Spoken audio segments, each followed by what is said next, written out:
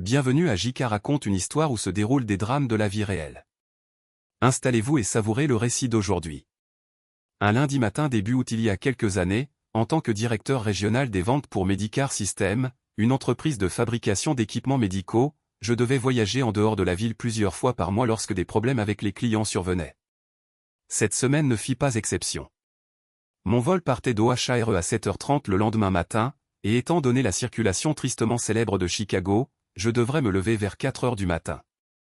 Ainsi, le lundi après-midi, je quittais le travail un peu plus tôt et rentrais chez moi. Le travail à Milwaukee s'est gâté comme je m'y attendais, et j'ai passé tout le mardi après-midi et soir, plus la moitié du mercredi, à aider notre client hospitalier à remettre leur nouvel équipement d'imagerie sur les rails. Je pense que Jerry, notre chef de projet sur place, a appris quelque chose dans le processus, mais nous le surveillerons de plus près à l'avenir. Le mercredi après-midi, je suis retourné sur l'I-94 pour retrouver mes collègues à Indianapolis. Sarah Martinez, que j'avais aidé à former à Chicago quelques années plus tôt, était maintenant la directrice régionale à Indianapolis et devait prendre son congé de maternité dans un mois ou deux.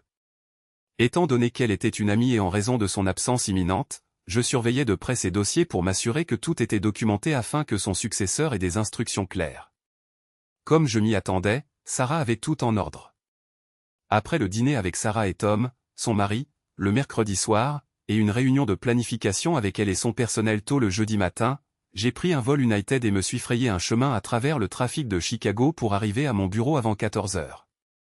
J'ai fait un rapport à Monsieur Patterson, mon patron, sur la situation du compte de Milwaukee, mes recommandations pour une supervision accrue de l'équipe sur place, et la performance de Sarah et de son équipe à Indianapolis. Il a été d'accord avec mes suggestions pour Milwaukee, a posé quelques questions sur la transition lorsque Sarah prendrait son congé, puis m'a dit de prendre le reste de la journée libre après avoir soumis mon rapport de dépenses. Une fois dans mon bureau, je l'ai rapidement terminé au moment où je tendais la main vers mon téléphone pour envoyer un message à Victoria lui disant que je rentrerais tôt avant de partir. Derek Sullivan, mon meilleur ami depuis la 3e année et collègue depuis 6 ans, est entré dans mon bureau et a fermé la porte derrière lui. « Salut, Marcus, comment s'est passé ton voyage ? » Long mais productif. Jerry devrait pouvoir garder les choses sous contrôle à Milwaukee pour le reste du projet s'il surveille mieux ses superviseurs. Mais là, je suis fatigué et j'en ai assez. Alors, même si je t'aime comme un frère, Derek, Monsieur Patterson m'a dit de partir d'ici. Son visage s'est assombri à ces mots et j'ai expliqué en riant, non, il ne m'a pas viré. C'est juste que j'ai passé tellement d'heures lors de ce voyage d'affaires à les aider à nettoyer le désordre que Monsieur P m'a dit de prendre la journée pour essayer de rester du bon côté de vous tous à la comptabilité. Alors, je vais courir au magasin, acheter des fleurs et une bouteille de vin, et être de bonne humeur quand Victoria rentrera à la maison. Tout ce qui est lié au travail peut attendre demain. À ma surprise, Derek a levé la main et a dit avec une certaine force, Marcus, arrête. Il ne s'agit pas de travail. Désolé, mon pote, mais j'ai vraiment besoin de te parler maintenant. C'est. Eh bien, c'est à propos de Victoria. Elle est quoi ? Qu'est-ce qui ne va pas avec Victoria ?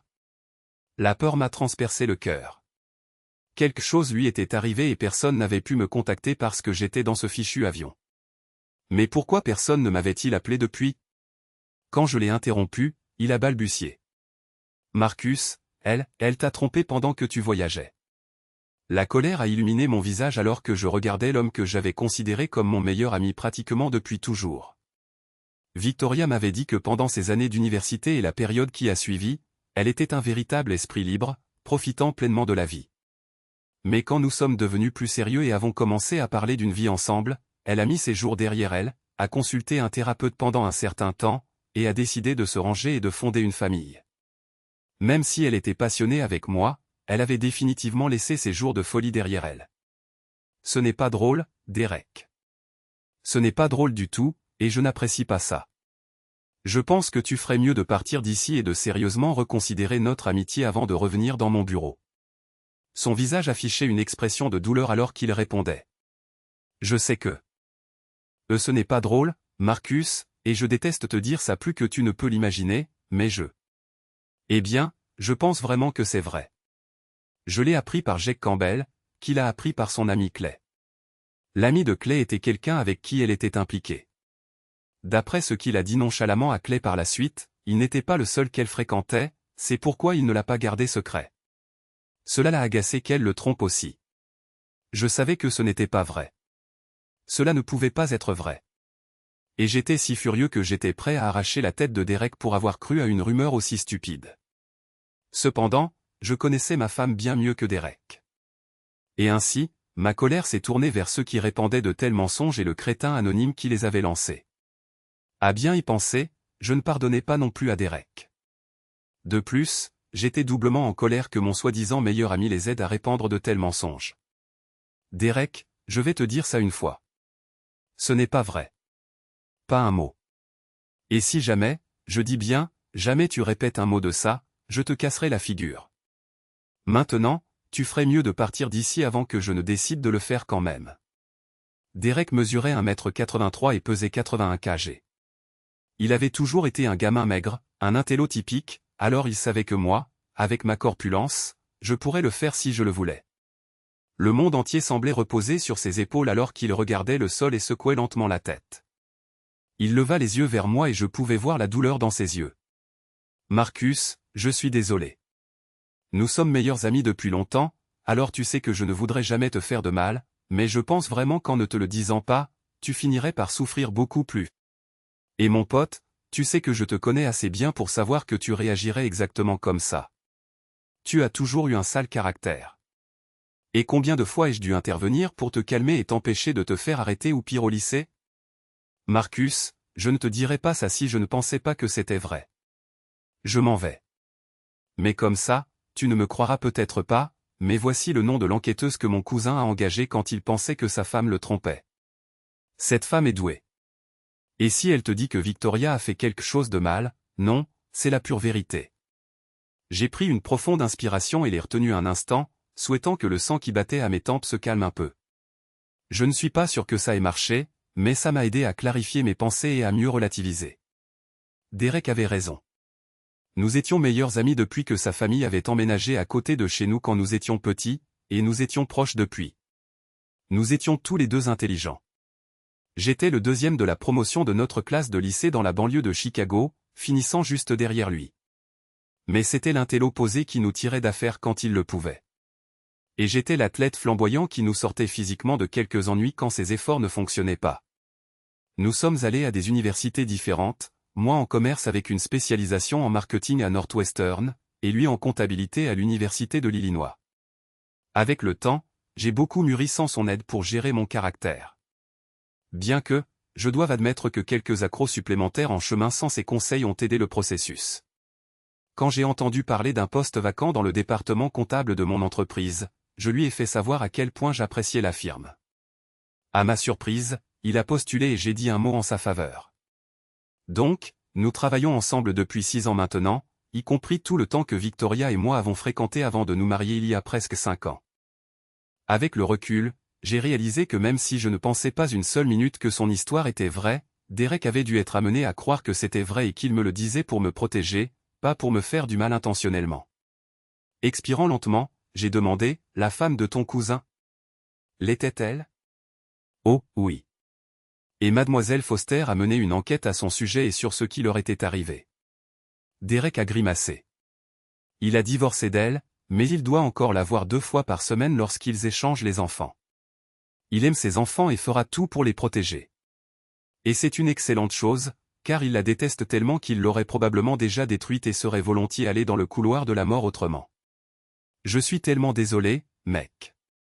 Après m'avoir tendu la carte, il est sorti de mon bureau, fermant la porte derrière lui. Je fus laissé seul à ruminer ses accusations folles et ce qu'il avait dit à propos de son cousin. J'ai eu de la peine pour cet homme à qui une femme qu'il aimait et en qui il avait confiance avait fait ça. Cependant, ne connaissant pas les circonstances, j'ai surtout sympathisé avec les enfants. Ils n'avaient pas choisi leurs parents et le désordre dans lequel ils étaient nés. La raison pour laquelle cela m'a frappé particulièrement fort était que Victoria et moi discutions de l'expansion imminente de notre famille. Nous voulions un garçon et une fille si les chances génétiques nous étaient favorables, mais nous envisagions 3 enfants si nos chromosomes coopéraient lors des 2 premières tentatives. Je suis resté assis à mon bureau, regardant la porte pendant quelques minutes, essayant de me calmer avant de ranger mes affaires et de partir. Je suis rentré chez moi auprès de ma femme, essayant de chasser de mon esprit tout ce que Derek avait dit. Malheureusement, la graine qu'il avait plantée s'envenimait, refusant d'être oubliée. Alors que je prenais l'autoroute pour rentrer chez moi, j'ai pensé à parler à Victoria de cette sottise, mais quelque chose m'en a empêché. Bien que j'étais sûr que ce n'était pas vrai, il n'y avait aucune raison de la mettre en colère en lui disant que des gens, y compris Derek, racontaient de si horribles mensonges à son sujet. Après un arrêt rapide à l'épicerie, je suis resté silencieux tandis que Victoria se jetait dans mes bras alors que j'entrais dans la cuisine depuis le garage. « Tu es rentré tôt » dit-elle, mais ce n'était pas plus que ce que je pouvais gérer alors que nos lèvres se rencontraient et que nous essayions de compenser de nous être manqués depuis mardi matin, lorsque nous nous étions séparés. Elle hocha la tête. « Je pensais que tu serais de retour tôt, alors j'ai travaillé tard les 2 dernières nuits pour pouvoir partir tôt aujourd'hui et te saluer. Mon Dieu, tu m'as tellement manqué, Marcus. » Je la regardais, pensant à quel point elle était belle, à quel point elle était drôle, et à quelle pure absurdité cet ami idiot de Derek, ou ami d'un ami, ou quoi que ce soit d'autre, avait répandu. Je savais pertinemment que Victoria m'aimait et ne me tromperait jamais. Cela étant dit, j'ai secoué la tête et chassé le stupide histoire de Derek de mon esprit. Derek et moi étions amis depuis si longtemps que j'ai réalisé qu'il ne m'aurait jamais tout dit comme il l'avait fait s'il n'y avait pas cru lui-même. Victoria s'est vite endormie au lit, un sourire satisfait sur le visage alors qu'elle s'assoupissait. Je me suis assis dans mon lit, essayant de lire mon livre, mais les mots sur la page refusaient d'être saisis par mon cerveau. Mes pensées étaient préoccupées par ma femme et l'histoire impossible que mon meilleur ami m'avait racontée. Autant Victoria m'aimait le lundi avant le voyage et aujourd'hui après mon retour à la maison, je savais que les messages que Derek avait reçus étaient faux et que je devais le lui prouver, ou cela mettrait notre amitié en péril encore plus que son supposé avertissement. Je suis allé me coucher cette nuit-là, cherchant encore quoi faire. Mais alors que je me rendais au travail le vendredi matin, ça m'a frappé. Je contacterai le détective privé que Derek avait suggéré. Cependant, je ne l'appellerai pas pour lui faire prouver que Victoria m'avait trompé. Non, sans y croire, je demanderai à mademoiselle détective privée de prouver que Victoria n'avait pas trompé. Le vendredi matin, j'ai appelé le bureau de Caroline Foster et j'ai accepté le premier rendez-vous disponible le lundi. Cet après-midi-là. Le bureau était au centre-ville de Chicago, alors je me suis laissé un peu de temps supplémentaire et suis entré au bureau environ 10 minutes avant 14 heures. Avant d'épouser Victoria, j'avais un bon emploi depuis plusieurs années et j'avais gardé mon important compte d'investissement à mon nom, ce qui me permettait de la surprendre de temps en temps avec des cadeaux ou des voyages à son insu. Cette fois, j'utiliserai une partie des fonds pour engager un détective afin que Victoria n'ait jamais à découvrir cette stupide rumeur une fois que mademoiselle Foster l'aurait prouvée fausse. À 14 heures, une secrétaire m'a appelé et m'a conduit à une salle de conférence au bout du couloir, où une femme afro-américaine plutôt imposante, vêtue d'un pantalon de costume noir professionnel, d'une coûteuse blouse blanche et d'un foulard rouge, s'est levée de derrière un bureau pour me saluer dès que l'assistante a refermé la porte derrière moi.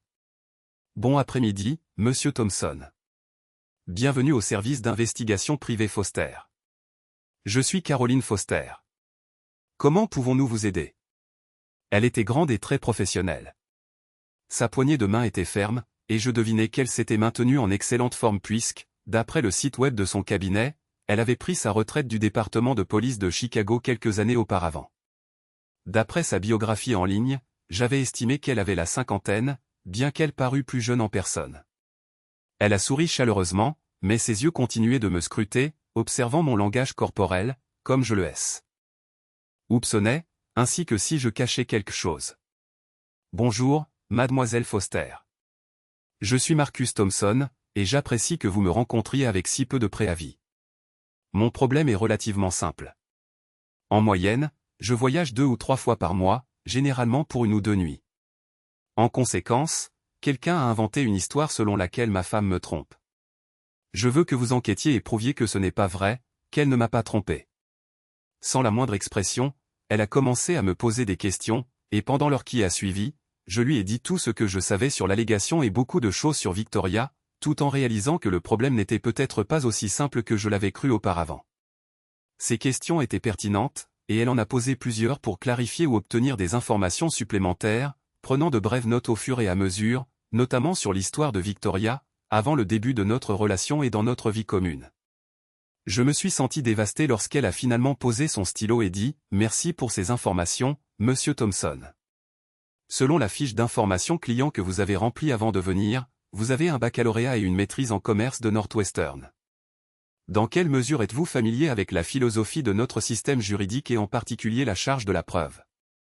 C'était une question à laquelle je ne m'attendais pas. J'ai eu un cours d'introduction à la philosophie quand j'étais en premier cycle et j'ai été témoin dans quelques affaires judiciaires de mon cabinet, mais en ce qui concerne les détails et la substance de votre question, non, pas beaucoup. Elle a hoché la tête. Vous êtes venu me voir avec une demande spécifique, prouver que votre femme n'a pas d'aventure, Monsieur Thompson. C'est ce qu'on appelle prouver un fait négatif. Dans certains cas, on peut prouver que quelque chose ne s'est pas produit. Par exemple, un verre de vin donné n'a jamais été cassé parce qu'il contient du vin et que vous pouvez visuellement vérifier qu'il est en parfait état, sans fissure. C'est facile. Mais qu'en est-il d'une personne? Elle a semblé réfléchir un instant avant de poursuivre. Voyons. Je peux prouver que je ne suis pas parti de la ville pour cambrioler une banque hier parce que j'ai un alibi solide prouvant que j'étais ici en ville toute la journée. Mais qu'en est-il d'un jour la semaine dernière, l'année dernière, ou même il y a 10 ans? Voyez-vous, Monsieur Thompson. Dans la plupart des cas, il n'existe pas de preuves irréfutables pour une période significative qui puisse prouver un fait négatif. Appliquons donc cela à votre cas. Je peux faire observer votre femme par l'un de mes enquêteurs pendant une semaine ou même un mois et vous dire avec une certitude raisonnable qu'elle n'a pas eu ou, selon le cas, a eu une liaison pendant cette période. Mais je ne peux pas prouver qu'elle n'a pas eu de liaison le jour, la semaine, ou peut-être plusieurs mois avant le début de notre enquête. Pour cette raison, prouver un fait négatif ne fonctionne pas dans votre cas. Alors, le nuage de cette stupide accusation restera vraiment au-dessus de sa tête pour toujours, ai-je murmuré, réalisant déjà que ce que mademoiselle Foster disait était vrai, peut-être. Mais si nous l'observons dans les bonnes circonstances et que rien ne se passe, nous pourrons déduire de ses actions, qu'elle les fasse ou non, que quelque chose est probablement vrai, nous pourrons dire avec certitude qu'elle s'est ou ne s'est pas égarée pendant qu'elle était surveillée. Et cela nous permettra également de trouver des preuves de ses comportements passés, le cas échéant. Le plus important, cependant, est que nous ne pourrons jamais dire avec certitude qu'elle ne l'a jamais fait. Si ce scénario vous convient, Monsieur Thompson, nous serons heureux de prendre votre affaire. Sinon, nous vous souhaitons bonne chance pour trouver quelqu'un qui fera ce que vous demandez. Réalisant où elle voulait en venir, j'ai engagé le service d'investigation privé de Foster et passé encore quelques heures avec l'un des enquêteurs de mademoiselle Foster, répondant à davantage de questions, remplissant des formulaires et planifiant ces circonstances appropriées dont elle parlait. J'avais travaillé au bureau de Chicago toute la semaine. Ainsi, le samedi soir, après que Victoria fut couchée, je suis descendu au sous-sol et j'ai fait sauter un disjoncteur dans le panneau. Je n'ai rien remarqué le dimanche matin, mais au moment où nous sommes rentrés de l'église et d'un déjeuner avec des amis, la maison était nettement plus chaude. Victoria s'est immédiatement plainte et j'ai dit que j'allais descendre vérifier le disjoncteur. J'ai basculé quelques circuits qui n'ont fait aucune différence, les ai éteints et rallumés, puis je suis remonté. Je n'ai rien trouvé d'anormal, alors je vais appeler le service CVC. Fais-le, s'il te plaît. Si tu ne le fais pas, il fera trop chaud pour dormir là-haut ce soir. J'ai composé le numéro de notre entreprise de service CVC habituel et j'ai eu leur système automatisé, appuyant sur des boutons, allant de menu en menu jusqu'à ce que je sois en attente pendant près de 10 minutes, puis j'ai raccroché. J'ai ensuite appelé le numéro que Caroline Foster m'avait donné. Bonjour, c'est Marcus Thompson. Nous avons un problème avec la climatisation à l'étage. Dans quel délai pouvez-vous envoyer quelqu'un pour vérifier? Demain matin à 10 heures. D'accord, je pense que ça ira. Merci. À bientôt. Victoria a entendu la fin de la conversation. Il fait trop chaud à l'étage, alors nous allons dormir dans la chambre d'amis ce soir. Ce sera comme si nous étions dans une chambre d'hôtel, a-t-elle ajouté avec un sourire. En tenant compte de la suggestion de Victoria, je me suis senti mieux que jamais depuis que Derek avait partagé cette accusation idiote. Il était impossible que Victoria m'aime autant et fasse toujours ce que cette personne confuse prétendait qu'elle faisait. Nous nous sommes levés lundi matin et Victoria m'a fait enlever les draps et les jeter dans la machine à laver en allant à la douche. Lundi matin, j'ai travaillé de chez moi et j'ai rencontré le gars du CVC, un sous-traitant qui était régulièrement engagé par le service d'enquête privé de Foster. À 10 heures, comme prévu, je lui ai fait visiter notre maison et il s'est mis au travail pendant que je descendais. 1 heure plus tard, il avait fini. Ils sont activés par le mouvement et restent allumés pendant 5 minutes après la fin du mouvement. Ils ont des lentilles à fibre optique avec un large angle de vue, Ils peuvent donc enregistrer tout ce dont vous avez besoin avec très peu de chances d'être remarqués, à moins que quelqu'un ait une raison spéciale de les chercher. Ces appareils captureront tout avec une qualité suffisante à des fins légales. 3 dans votre chambre, 1 dans chacune des autres pièces principales, et 1 surveillant l'entrée principale. Si quelque chose se passe à portée de vue de l'un d'eux, nous l'enregistrerons. Après l'avoir payé pour l'installation et 2 semaines de surveillance, je l'ai remercié et je suis allé travailler. Quand je suis rentré à la maison, il faisait confortable. Chérie, il y a eu quelques problèmes avec le projet de l'hôpital à Détroit, alors je vais devoir l'ajouter au voyage de cette semaine. J'allais déjà être à Milwaukee mardi soir, mais j'ai décidé de visiter Détroit également. Linda a fait les arrangements avec les compagnies aériennes très rapidement, donc mon vol de Détroit n'arrivera que tard vendredi soir. J'essaierai de prendre un vol plus tôt si quelque chose est disponible, mais Linda a dit que les chances étaient assez minces. Je suis vraiment désolé. Tu vas vraiment me manquer, a dit Victoria. Mais essayons de rattraper un peu le temps perdu, a-t-elle ajouté en souriant, me prenant la main et me menant au canapé dans la salle familiale. Je t'aime, Marcus. Je t'aime aussi, Victoria, ai-je répondu, sincèrement. J'ai souri, réalisant qu'il n'y avait rien de mal dans notre mariage, à part un idiot qui ne saurait jamais ce que c'était d'être avec ma femme. Les réunions à Milwaukee se sont bien passées, et les problèmes de suivi à Détroit étaient gérables. En fait, je les gère habituellement à distance, mais ma présence sur place a aidé à maintenir notre équipe de gestion sur la bonne voie. Une fois tout réglé, j'ai passé du temps à observer la qualité de l'installation de nos équipements, à faire des observations et à signaler des améliorations potentielles à l'assistant chef de projet qui m'a fait visiter. Il était jeune mais intelligent, et j'ai noté mentalement qu'il serait bientôt prêt pour plus de responsabilités. J'aurais pu partir jeudi après-midi si j'avais pu trouver un vol, mais je n'ai pas pris la peine d'essayer. Victoria ne m'attendait pas avant vendredi soir, et j'allais lui donner chaque minute possible de ce temps pour prouver à mademoiselle Foster qu'elle avait amplement l'occasion, mais ne me tromperai pas. Alors, j'ai travaillé dans ma chambre d'hôtel jusqu'à midi et tôt jeudi soir, je suis allé à l'un des célèbres stands de tir de Détroit où, en plus des pistolets et fusils habituels, des mitrailleuses peuvent être louées. Je me suis limité à louer quelques pistolets et j'ai laissé les touristes, arracher un moment à leurs enfants et aux scènes de casino, dépenser leur argent durement gagné pour les options plus exotiques. Vendredi, j'ai travaillé sur le site de notre client jusqu'à l'heure de me diriger vers l'aéroport. Le trafic sur l'île 94 vendredi soir était probablement aussi mauvais que le « loop » périphérique de Chicago, et ce n'était pas beaucoup mieux sur l'île 90 non plus.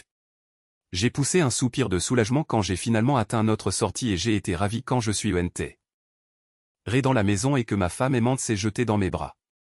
Voyant que j'avais l'air stressé, elle m'a apporté une bière et nous nous sommes blottis ensemble sur le canapé et avons parlé un moment avant qu'elle ne me mène à l'étage. Le samedi, Victoria est allée à la salle de sport et je me suis occupé du jardin. Après être rentré pour boire un verre d'eau et regarder le match des Cubs, j'ai ouvert mon ordinateur portable et j'ai consulté mon compte de messagerie personnelle. À mon soulagement, il n'y avait rien provenant de l'adresse spéciale que l'enquêteur de Caroline Foster m'avait donnée.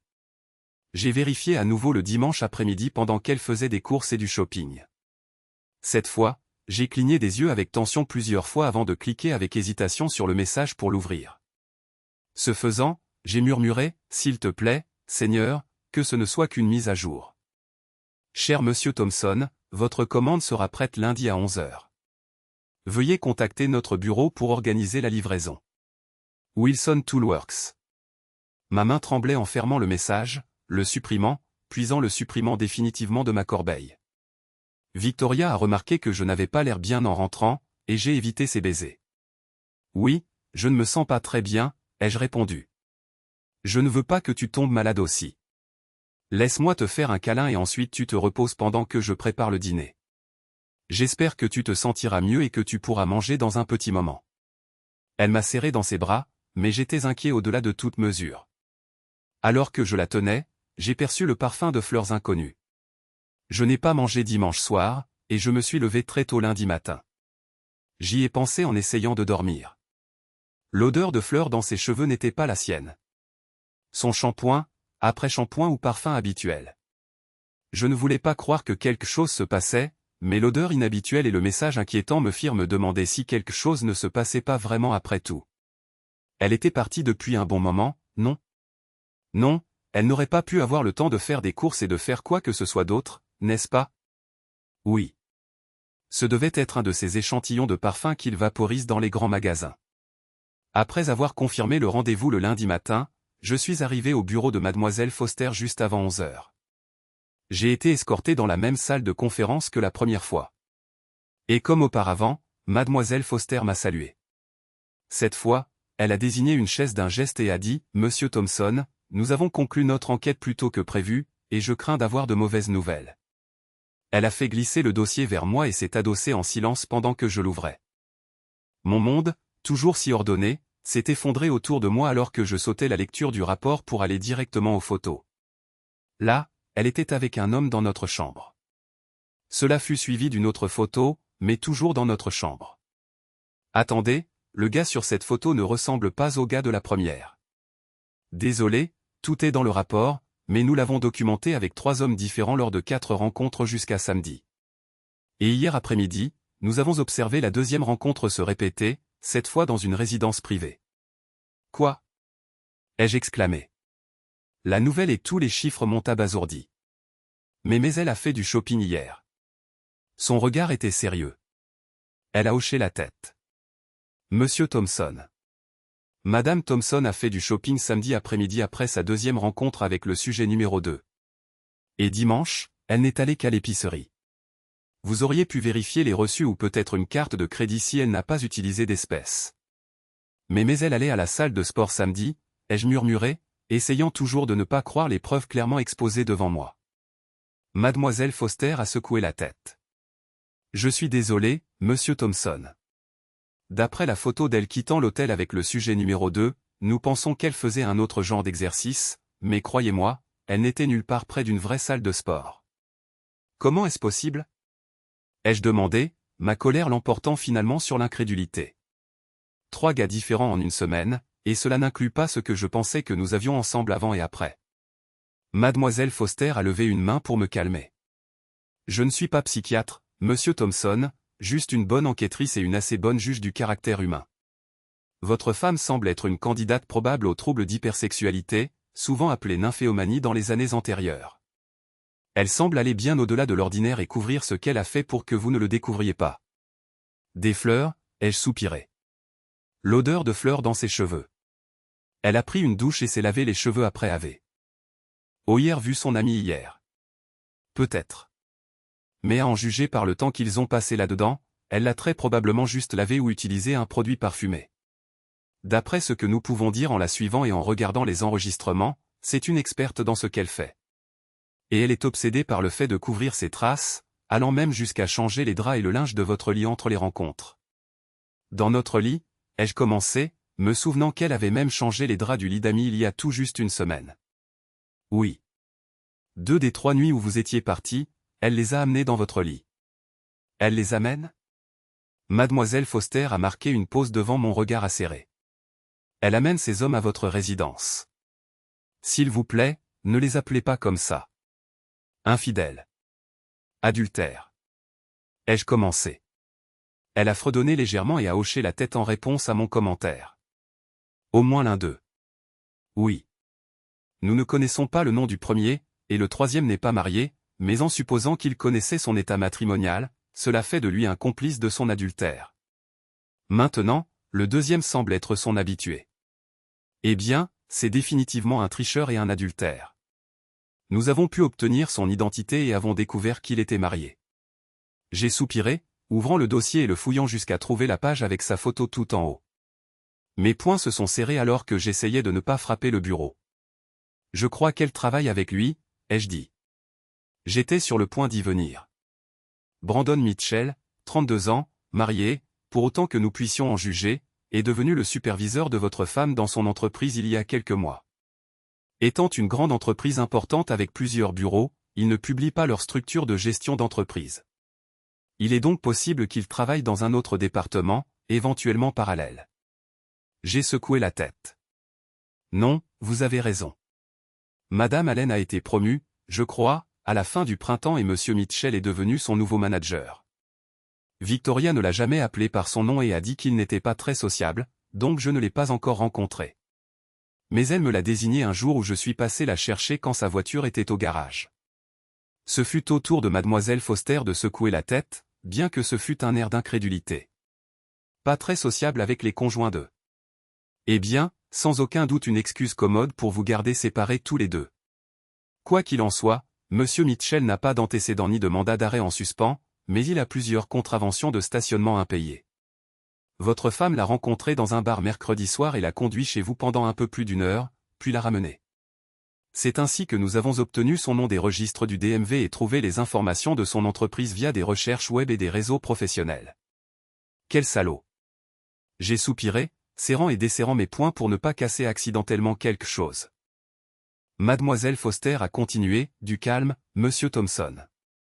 Nous n'avons pas encore terminé. Elle l'a rencontré à l'hôtel samedi après-midi et à nouveau hier, mais cette fois, comme je l'ai dit, dans une résidence. Selon les registres fiscaux, c'est la résidence de Monsieur Mitchell. Si Madame Mitchell était arrivée quelques minutes plus tôt ou si votre femme était partie quelques minutes plus tard, Madame Thompson aurait probablement aussi eu affaire à elle.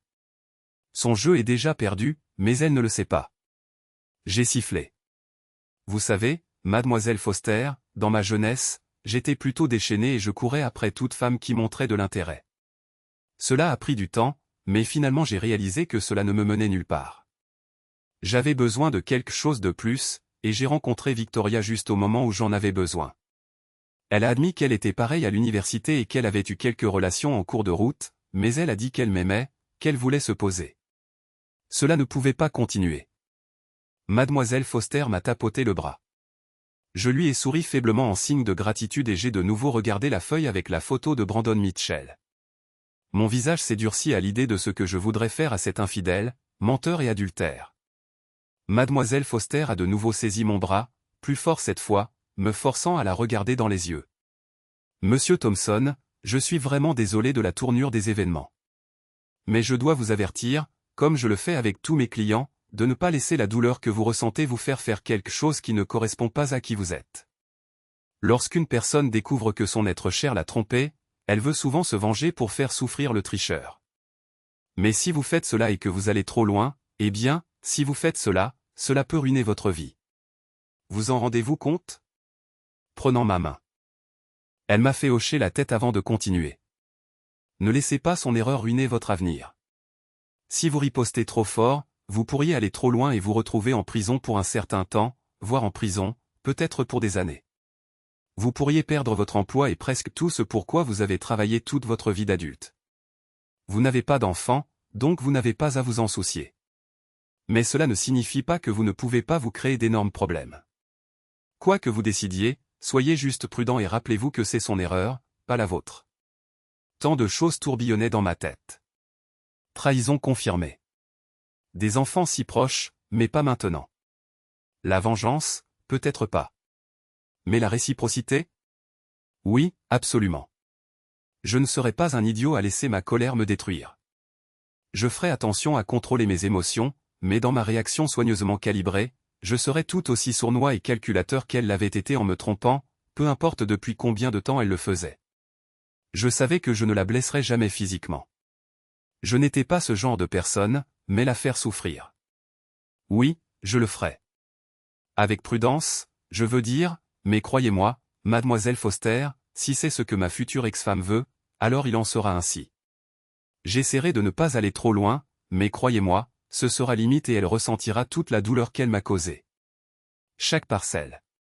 Mademoiselle Foster a soupiré, réalisant qu'elle ne pouvait pas m'arrêter, mais elle a fait une dernière tentative pour me calmer. D'accord, soyez prudent, Monsieur Thompson. Rappelez-vous ce que vous avez dit et n'allez pas trop loin. Dépasser les bornes est beaucoup plus facile que vous ne le pensez. Je ne veux pas que ce que vous faites vous revienne et vous hante. En tant qu'avocate spécialisée dans les divorces, Mademoiselle Foster a recommandé Robert Chin. Il a accepté de me rencontrer après les heures de bureau, et j'ai passé les 2 heures suivantes sur un banc à Millennium Park, à contempler ma stratégie et ma vengeance. Ensuite, j'ai rassemblé toutes mes notes et je suis allé le voir. Monsieur Chin était un homme âgé qui, il s'est avéré, était l'oncle de Mademoiselle Foster et était aussi petit, trapu et jovial qu'elle était grande, élégante et réservée. Mais il connaissait le droit de la famille sur le bout des doigts. Il connaissait également le système juridique de l'Illinois comme sa poche, ayant exercé le droit pendant près de 40 ans. Robert agissait de manière très informelle, insistant pour que nous nous appelions par nos prénoms et à discuter un peu avant d'aborder la raison pour laquelle j'avais choisi le divorce plutôt qu'une tentative de réconciliation. Quand je lui ai montré le dossier de photos, il a sifflé doucement. Je pense que cela répond à cette question. D'accord, de quoi avons-nous besoin? Je lui ai tendu la clé USB avec tous les enregistrements que mademoiselle Foster avait suggérés et il l'a branché sur son ordinateur portable, a dit, quelquefois, puis en a dit quelques autres avant de sourire en direction de sa nièce. Cette fille s'y connaît vraiment, Marcus. Tout semble complet, alors je vais tout rassembler et vous ferai savoir quand nous serons prêts à déposer la demande. Je peux l'avoir prêt pour lundi prochain. Oh, je peux le faire d'ici là, mais l'urgence vous coûtera plus cher. Faites-le, s'il vous plaît. Je lui ai ensuite exposé mon plan, y compris une demande supplémentaire. Quand j'ai eu fini, son visage n'exprimait rien. Tu dois être prudent, Marcus. Très prudent. Je sais que tu es en colère, et tu as tout à fait le droit de l'être, mais tu entres dans une procédure légale où tu ne peux pas aller trop loin. Le juge statuera sur l'affaire conformément à la loi. Mais si tu ne penses pas que l'apparence et l'attitude jouent un rôle, j'ai un super pont à te vendre qui enjambe la rivière Chicago en centre-ville. Je me suis forcé à sourire, sachant que s'il y avait bien une rivière au centre-ville de Chicago, elle n'était pas vraiment grande. Je suis rentré tard le lundi soir, invoquant la fatigue et le besoin de me reposer après une légère maladie. J'ai évité Victoria, montrant toujours des signes d'une maladie qui n'existait pas vraiment. Je me suis douché et brossé les dents, essayant de chasser de mon esprit toutes les traces de trahison. Mardi matin, je me suis levé tôt et sans la réveiller, je me suis discrètement éclipsé de la maison pour prendre mon vol pour Milwaukee. Jeudi soir, j'ai passé l'appel que j'appréhendais. Derek, salut, c'est Marcus. Écoute, mon pote. Je dois m'excuser, et je dois m'excuser sincèrement. Tu avais raison, et j'avais tort au possible. Derek, étant ce qui ressemblait le plus à un frère pour moi, m'a immédiatement pardonné et a demandé comment il pouvait t'aider. Je suis rentré tard vendredi soir, puis je me suis plaint d'être fatigué pour qu'elle ne pense même pas à un moment intime. Samedi matin, je suis allé chez mes parents pour aider mon père avec un projet de rénovation qui était censé être reporté à dimanche. Je voulais vraiment lui dire ce qui se passait, mais je savais que je devais attendre que les choses se calment. Alors le moment serait venu et il serait trop tard pour gâcher quelque chose que je n'aurais pas dû. Alors, j'ai appelé. M'a conduit à appeler Victoria tard le samedi soir pour lui faire savoir que je ne rentrerais pas avant l'après-midi suivant. Mais lorsqu'elle a répondu, j'ai eu la nette impression qu'elle n'était pas chez elle et qu'elle n'était probablement pas seule.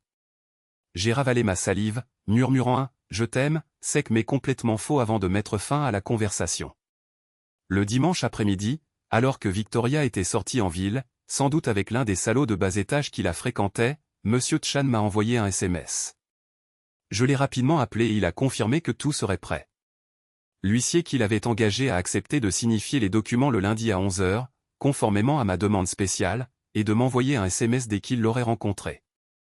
Je me suis immédiatement excusé auprès de mes parents et j'ai pris la route, laissant à Victoria un mot lui disant que j'avais des affaires urgentes au travail et de m'appeler au bureau si elle avait besoin de moi. Je me suis rendu au bureau et j'ai passé le reste de la soirée à finaliser mes plans. Victoria a appelé 2 fois ce soir-là et les 2 fois je lui ai dit que l'affaire traînait en longueur et que je serais encore plus en retard que je ne lui avais dit auparavant. J'ai promis que je partirais tôt le lundi matin et que nous passerions toute la soirée ensemble. C'est sans doute ce qu'elle voulait entendre, car son humeur est devenue légère et joyeuse, et elle m'a exprimé son amour avant que nous ne mettions fin à la conversation. Je lui mentais, bien sûr, mais étant donné la toile de mensonges et de tromperies qu'elle tissait autour de moi, je me suis dit que la réciprocité était de mise. Après que Victoria soit partie travailler, j'ai parcouru la maison avec un rouleau de ruban adhésif de peintre jaune vif et j'en ai collé un morceau sur tout ce que je possédais ou avais possédé avant notre mariage. Tout ce qui relevait des biens communs, j'ai décidé qu'elle l'obtiendrait dans le cadre de notre accord de règlement ou qu'elle pourrait le donner à une œuvre de charité. À 8 h, Derek est apparu et quelques minutes plus tard, l'équipe de la société de déménagement est arrivée. Je les ai aidés à démarrer, puis Derek a pris la supervision pendant que je finissais d'emballer ce dont j'avais besoin à court terme. Tout ce qui partait dans le camion irait au stockage. Victoria n'avait pas remarqué que j'avais vidé mon coffre-fort à armes et tout emporté chez mes parents pour le mettre dans le coffre-fort de mon père le samedi.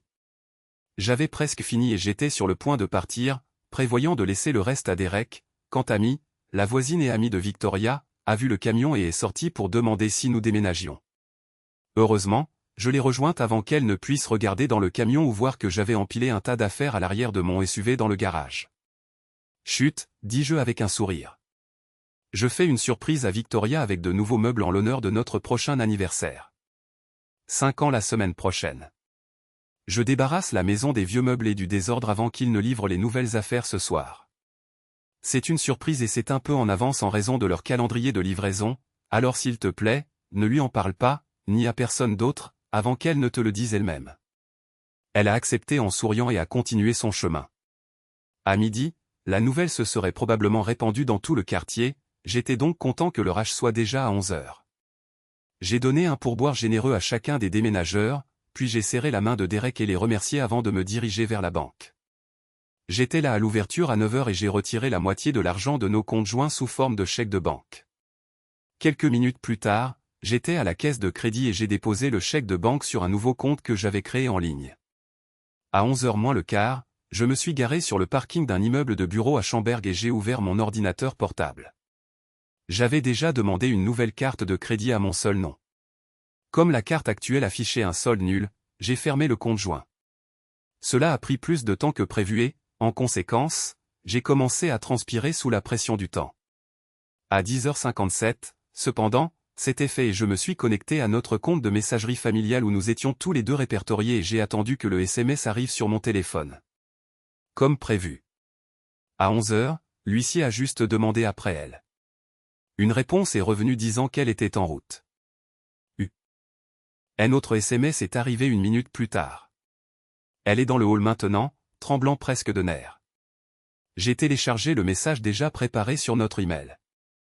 J'ai envisagé d'aller sur l'email professionnel de Victoria et d'envoyer la version que j'avais écrite et que je voulais vraiment envoyer de là, puisque je connaissais son mot de passe. Mais l'avertissement de Caroline Foster concernant le fait d'aller trop loin et la confirmation de son oncle que si je faisais ce que je voulais, je me retrouverais dans de sales draps avec le juge et peut-être même en prison pour une nuit, ont mis fin à cette idée pour l'instant.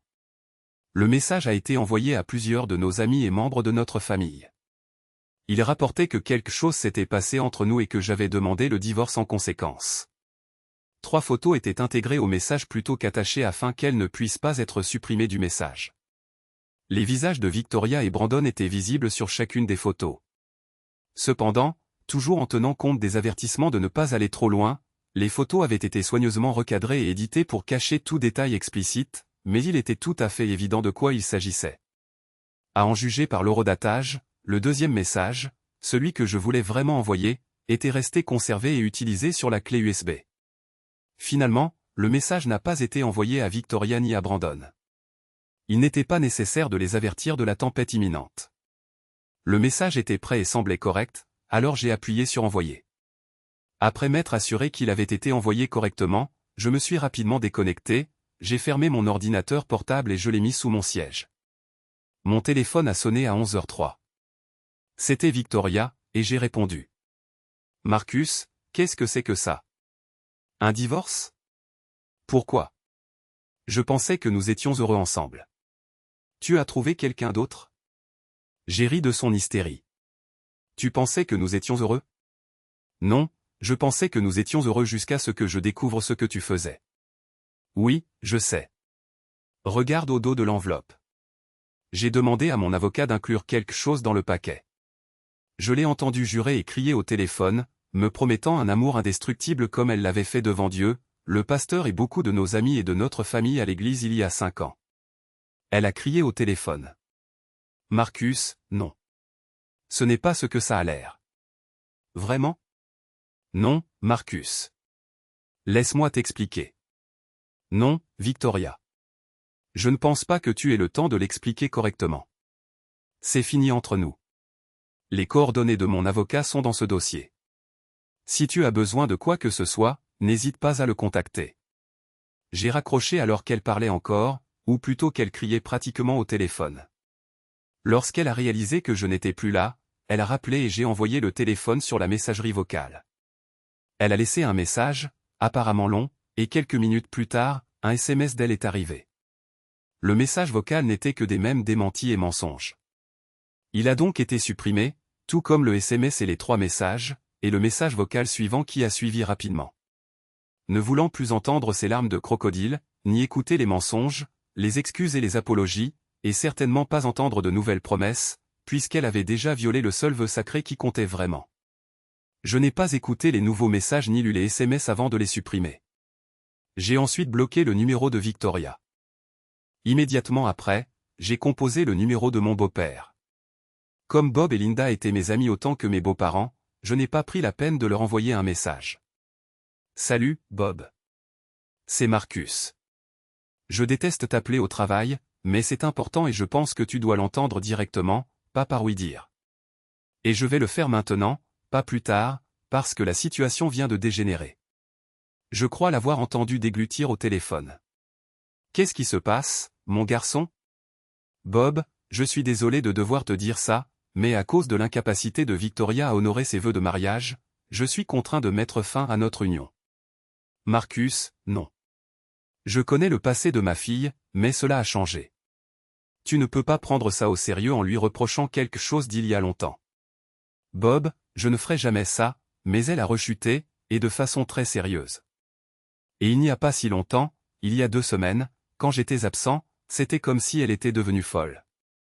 J'ai les lieux, les dates et les heures pour le prouver, ainsi que des photos et même des vidéos de certains moments. Ça me ronge depuis que je l'ai découvert. Et je déteste te dire ça, surtout au téléphone.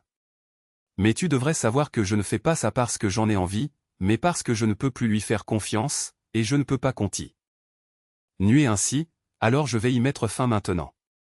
Les papiers ont été déposés ce matin, et elle les a déjà reçus. Non, je n'arrive pas à y croire. Elle m'avait promis qu'elle avait déjà dépassé ce stade. Il y avait du désespoir dans sa voix. Un déni total. Elle nous l'a promis à tous, Bob. Mais apparemment, ces promesses n'ont pas suffi pour qu'elle les tienne. Si elle leur était restée fidèle, et à moi, je l'aurais aimée pour toujours. Tu le sais. Mais maintenant, c'est trop tard.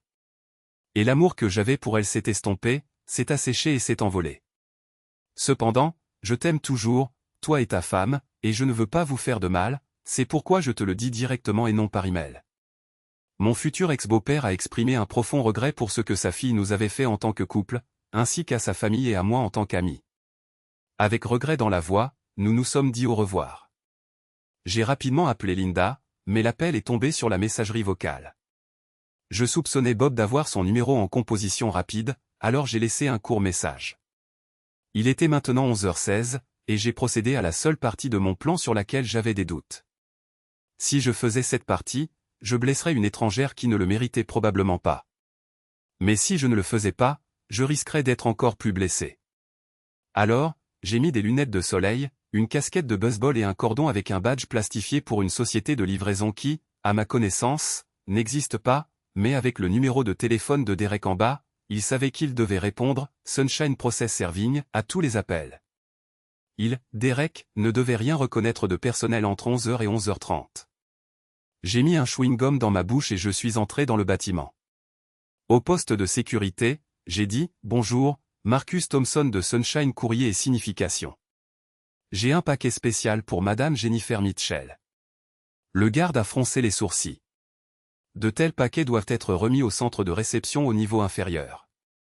Non, ce n'est pas ce que disent les tribunaux, dis-je, faisant de mon mieux pour imiter Chevy Chase dans le vieux film Fletch. Une signification spéciale requiert une pièce d'identité avec photo et une signature personnelle. Il est généralement préférable de le faire discrètement, mais nous pouvons faire une scène si vous voulez, et je finirai par devoir courir partout en ville pour la retrouver, ce qui lui causera encore plus d'ennuis. Non, attendez, a dit le garde. Que voulez-vous? Je me rends à son cabinet, la rencontre dans le hall, vérifie son identité et obtient sa signature. Dans 5 minutes, je suis dehors. Pas de tracas, pas d'histoire. Il a hoché la tête lentement. Pour monter, vous devez avoir un badge visiteur. Je dois garder votre pièce d'identité pendant que vous l'avez. Compris. J'ai accepté, lui tendant mon permis de conduire avec une certaine réticence. Il l'a pris et m'a remis le badge. Revenez tout de suite. Vous récupérez ceci, dit-il, brandissant mon permis. Lorsque vous rendrez le badge. J'ai hoché la tête et soufflé une petite bulle, puis je me suis retourné et me suis dirigé vers l'ascenseur. Au 23e étage, quelques minutes plus tard, je me suis dirigé vers la réception du cabinet de Jennifer Mitchell. La même conversation m'attendait là. La femme derrière le comptoir semblait encore plus hésitante que le garde du hall principal, mais elle a appuyé sur un bouton et a appelé Madame Mitchell à la réception. Remarquant une poubelle dans le hall, j'ai jeté mon chewing-gum et enlevé ma casquette de baseball, la mettant dans le sac que j'utilisais comme mallette de coursier. L'identité de Fletch était partie. Jennifer Mitchell était très jolie, à la fin de la vingtaine ou au début de la trentaine, avec une peau mate, des cheveux bruns foncés. Et des yeux marron rêveurs qui me faisaient penser qu'elle avait des origines hispaniques. Quand elle entra dans le hall de la firme, elle avait un air préoccupé sur le visage. Quand la réceptionniste l'a désignée, Madame Mitchell m'a regardé et a hésité un instant avant de se diriger vers moi. « Joanne a dit que vous aviez quelque chose à me faire signer », dit-elle avec hésitation. « Non, je suis désolé, Madame Mitchell. Je suis Marcus Thompson. Vous n'avez pas vraiment besoin de signer quoi que ce soit, mais je dois vous donner ceci, car cela vous concerne. » Quoi? Qu'est-ce que c'est, Madame Mitchell? Je suis désolé de vous annoncer cela, mais votre mari avait une liaison avec ma femme. Mes mots furent prononcés à voix basse, et je lui tendis une photographie soigneusement recadrée d'eux ensemble. Dans l'enveloppe se trouvent des documents qui prouvent tout, absolument tout. Des larmes coulaient sur ses joues, et elle secoua la tête en signe de déni. C'est sûrement un faux. Brandon m'a promis. Ce n'est pas un faux, Madame Mitchell. J'ai payé cher une agence de détectives pour savoir ce qui se passait avec ma femme et je leur ai demandé de prouver qu'elle n'avait pas de liaison après que des rumeurs m'aient atteint.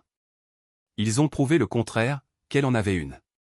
6 joints dans l'enveloppe se trouve la confirmation que tout ce que vous voyez ici est réel, non modifié et obtenu légalement avec ma permission.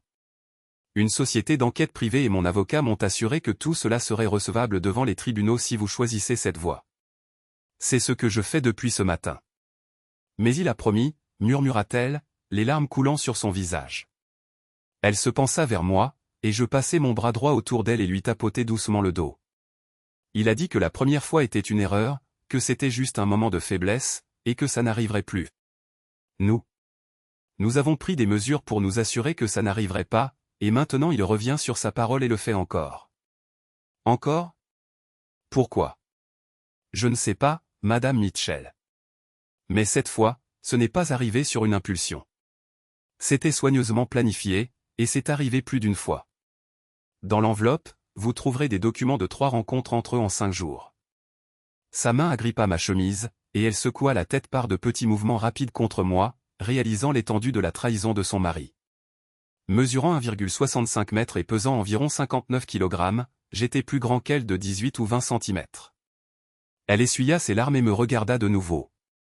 Le flot s'était arrêté, mais ses joues étaient encore humides de l'averse récente. « Monsieur, je suis désolé. Quel est votre nom déjà ?» Je le lui ai dit, et elle a poursuivi, « Je m'apprête à partir déjeuner et ensuite, je vous enverrai une photo de moi seul si vous voulez lui montrer. Madame Mitchell, vous êtes une femme magnifique et je suis honoré par l'invitation, même si cela sonnait plus comme de la colère que du désir. Mais non, madame, vous ne ferez pas cela, dis-je en la serrant un peu plus fort contre moi, essayant de l'aider à surmonter sa colère et à passer à l'étape bien plus importante de la projection vers l'avenir. Je ne peux pas vous laisser faire cela, et je ne peux pas vous le faire à vous. Autant il pourrait sembler que ce serait une vengeance pour lui, vous devrez vivre avec vous-même pour le reste de votre vie. Donc, vous ne devriez pas aller trop loin et faire quelque chose que vous regretteriez plus tard. Et vous ne devriez rien faire que le système judiciaire de l'Illinois ne verrait pas d'un bon œil. Peut-être cela la réveilla-t-il de sa tristesse, car elle me lâcha et fit un pas en arrière. Je suppose que vous avez raison. Je lui ai donné une autre chance, mais c'est la fin. Et cette fois, nous allons en justice. Je ne sais pas comment. J'ai inclus le nom et les coordonnées d'un service d'enquête privé au cas où vous en auriez besoin pour des investigations supplémentaires ou si vous avez besoin de quelqu'un pour témoigner. J'ai également inclus le nom de l'avocat qu'ils ont recommandé. Il semble être quelqu'un de bien et a été très réactif dans la gestion de mon dossier jusqu'à présent. Il a déposé les documents et ils ont été signifiés ce matin. Choquée, elle prit l'enveloppe et me remercia, puis commença à s'éloigner.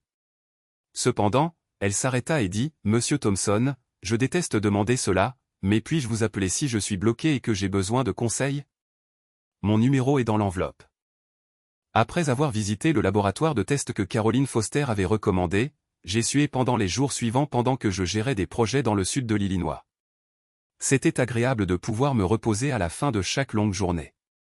Mais l'idée que j'aurais pu contracter quelque chose d'horrible ou même potentiellement fatal me mettait encore plus en colère contre Victoria et les risques qu'elle avait pris pour quelques, ou peut-être de nombreux plaisirs bon marché. Cependant, la bonne fortune m'est tombée dessus à la fin de la semaine lorsque le laboratoire m'a informé que je n'avais aucune maladie sexuellement transmissible. J'ai poussé un soupir de soulagement. Au moins, ce danger ne m'avait pas atteint. Victoria essayait toujours de me joindre, laissant message après message sur ma boîte vocale au travail et sur mon téléphone portable depuis d'autres numéros.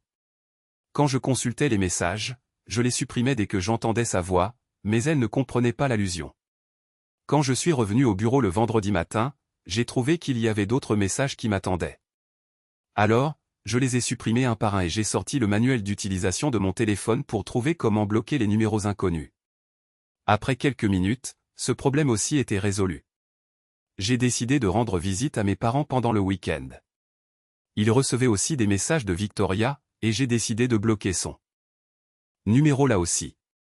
Ma mère était particulièrement contrariée, surtout qu'elle savait que Victoria et moi étions prêts à avoir des enfants. Elle m'a même demandé de reconsidérer le divorce, disant que ce que Victoria avait fait ne pouvait pas être si grave. J'ai secoué la tête en réponse et lui ai montré une photo soigneusement recadrée qui affichait la date. Des larmes coulaient sur son visage, mais elle a hoché la tête, réalisant enfin la vérité malgré son désir de la nier. Elle a serré papa fort dans ses bras alors que je saluais de la main et me dirigeais vers mes quartiers temporaires. Le lendemain au travail, Andy Smith est entré précipitamment dans mon bureau avec une nouvelle urgente juste avant midi. Marcus, Sarah Martinez a perdu les os, et il lui reste des semaines avant de prendre son congé de maternité. Que faisons-nous? J'aurais probablement dû dire une prière pour Sarah et les bébés, leur envoyer un cadeau, et renvoyer Andy chez lui faire ses valises puisqu'il était censé la remplacer pendant son congé de maternité. Andy n'était pas très content car il aurait dû terminer son projet actuel avec quelques semaines d'avance. Mais M. Patterson pensait qu'il était le meilleur candidat pour le poste. Andy avait l'air paniqué car son projet était encore à près d'un mois d'un achèvement précoce. Après avoir examiné nos plannings de projet, Andy et moi sommes allés voir M. Patterson avec une proposition alternative. Afin de ne pas perturber le projet d'Andy, je prendrai le poste d'Indianapolis à sa place, mais je serai disponible pour gérer les problèmes majeurs de nos autres projets si nécessaire et pourrai également aider à Milwaukee. Le soir du même jour, la nouvelle est arrivée que Sarah et ses nouveaux jumeaux allaient bien.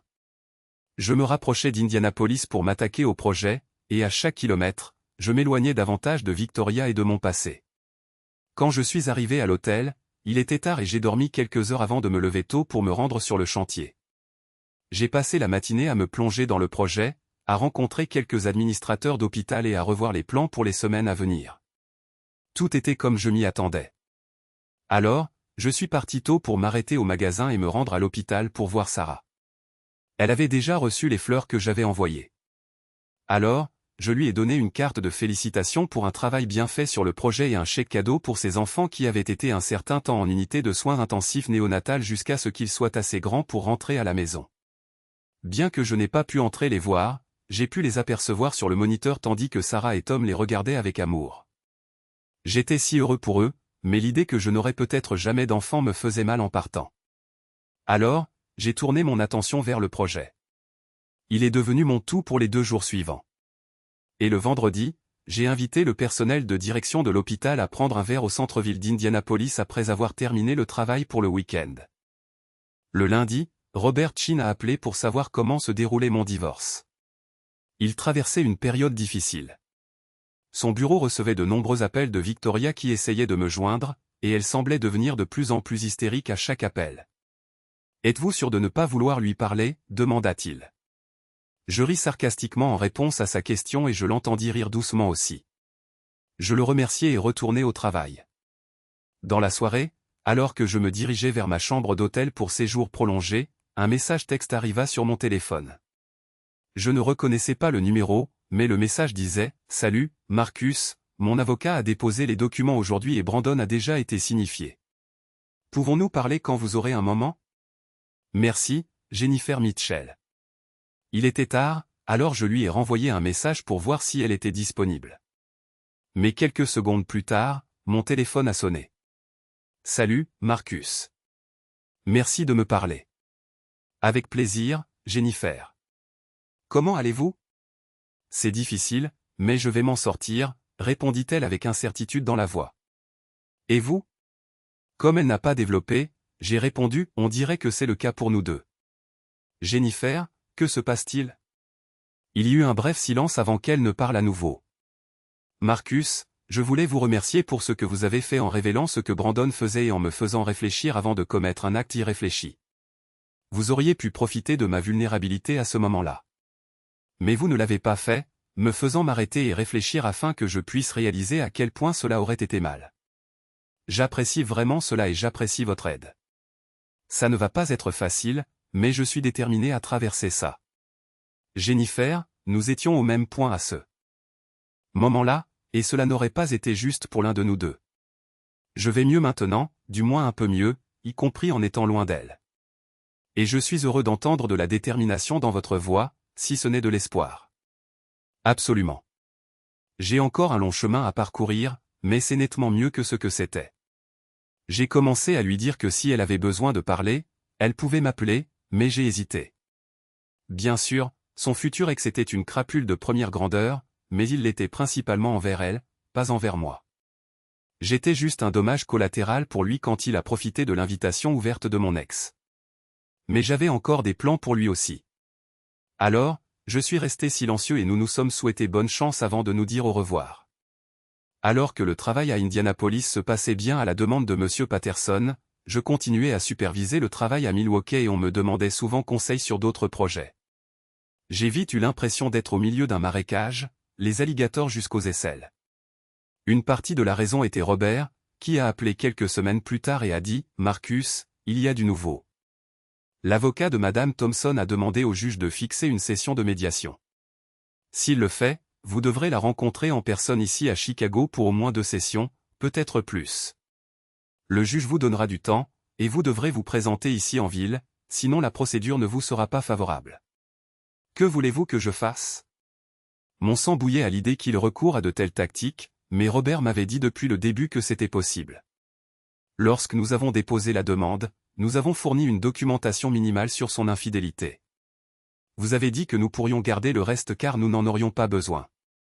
Maintenant, nous pourrions en avoir besoin. Que se passe-t-il si le juge les voit? Nous devrons les donner à son avocat. Mais le juge Martinez pourrait accepter d'annuler la demande s'il n'a aucun désir de voir une médiation, alors prévenez-le d'abord et faites-le.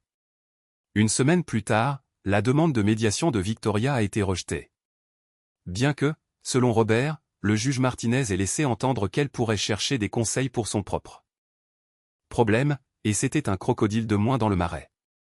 Pendant les mois qui suivirent, alors que Victoria et son avocat se battaient devant les tribunaux de l'Illinois, je me suis fait discret, espérant que Victoria n'avait pas engagé quelqu'un pour me trouver ou me causer des ennuis.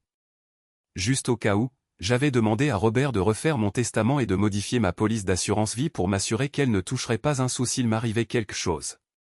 Cependant, une fois que les enfants de Sarah et Tom furent sortis de l'hôpital, je leur ai rendu visite quelques fois pour dîner et j'ai même fait du babysitting un soir pour que les nouveaux parents puissent sortir de la maison et profiter d'un peu de paix et de tranquillité.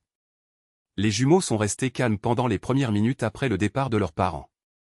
Mais ensuite, ils ont réalisé que quelque chose était différent et me l'ont fait savoir de toute leur force. Autant je voulais des enfants, autant après coup, j'ai prié pour que si le Seigneur me permettait d'en avoir, il me permette de les avoir un à la fois. À ma surprise, j'ai aussi eu plusieurs fois des nouvelles de Jennifer Mitchell, qui me demandait comment progresser mon dossier et me demandait, en substance, de la force et du courage pour traverser le sien sans trop en dire, à cause des avertissements légaux de Robert et de mes principes moraux personnels.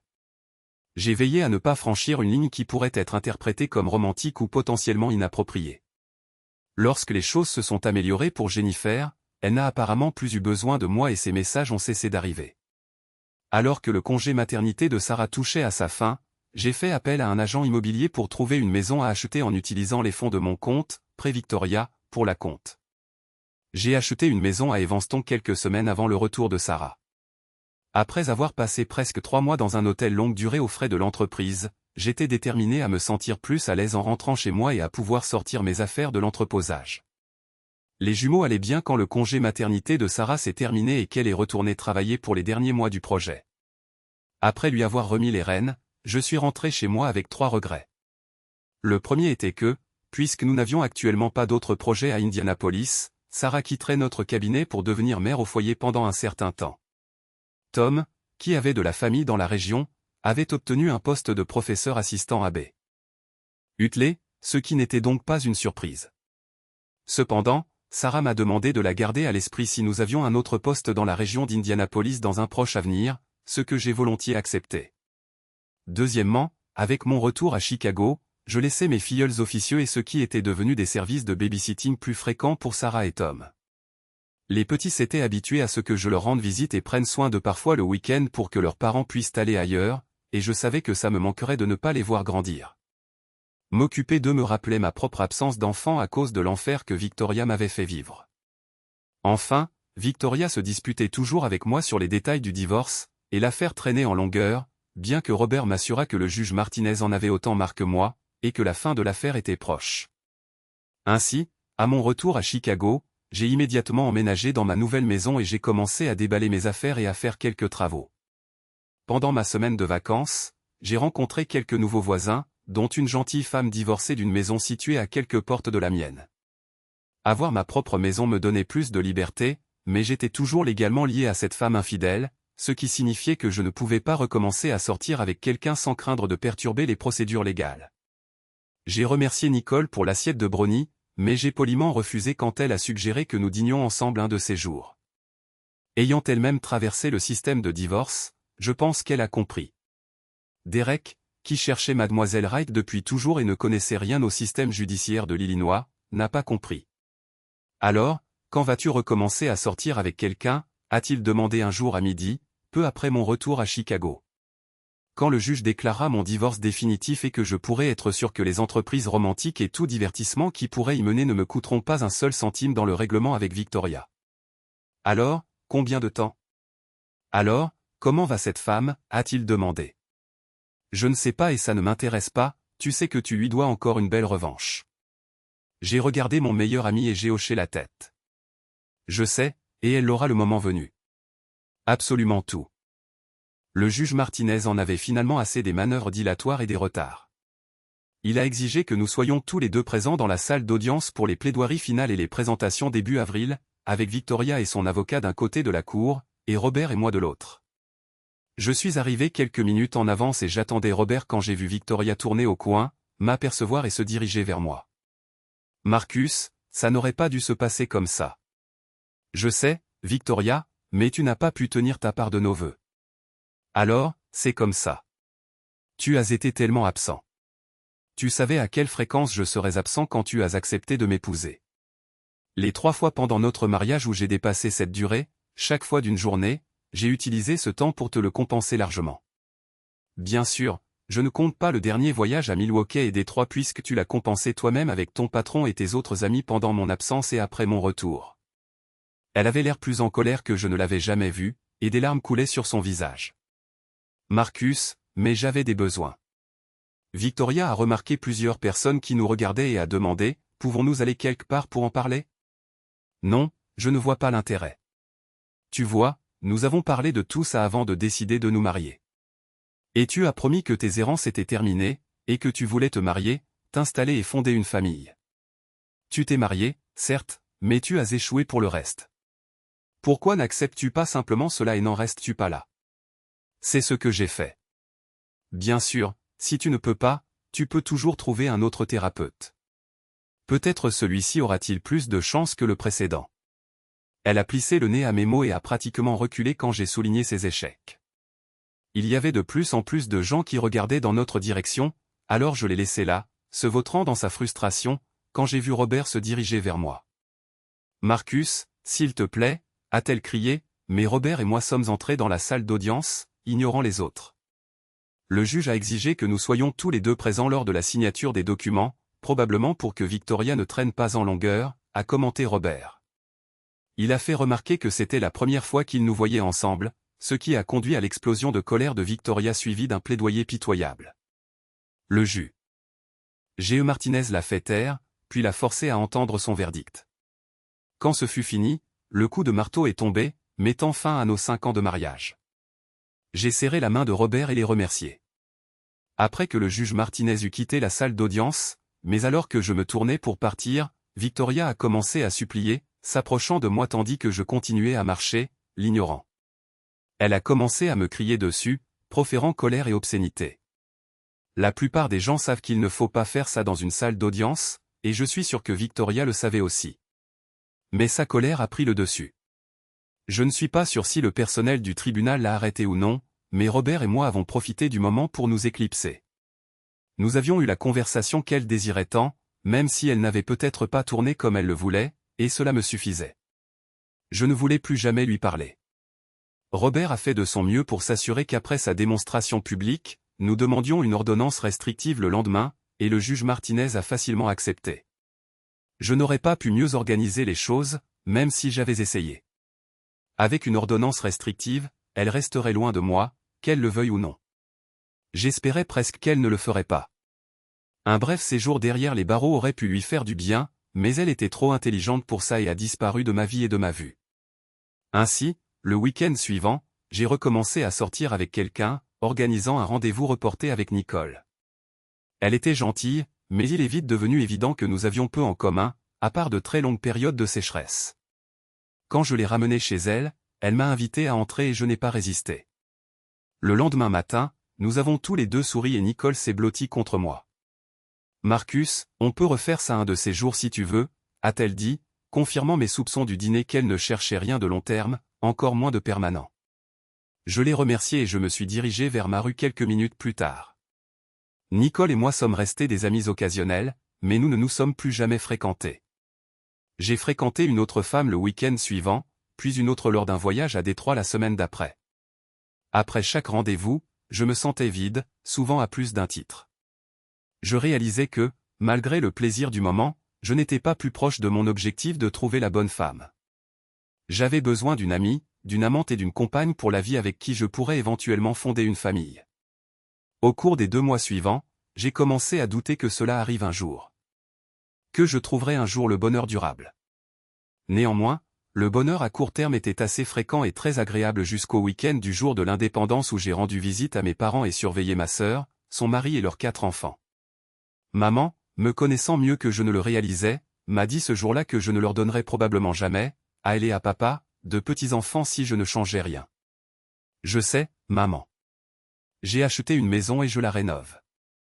Marcus, une maison n'est pas encore un foyer. Il faut un homme et une bonne femme.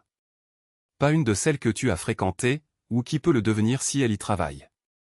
Fils, tu dois trouver une bonne femme. Je sais ça, maman. Et un jour, je le ferai. Je la trouverai. Donne-moi juste du temps. Elle a fredonné. Si nous te donnons plus de temps, ton père et moi serons morts d'ici là et ne rencontrerons jamais nos petits-enfants. Elle taquinait, du moins en partie, mais cela me laissait tout de même perplexe. Un soir de fin juillet, j'ai reçu un message texte. Salut Marcus, c'est Jennifer Rodriguez. Peux-tu parler un de ces jours quand tu auras une minute? Honnêtement, j'ai été surpris d'avoir de ces nouvelles après tout ce temps.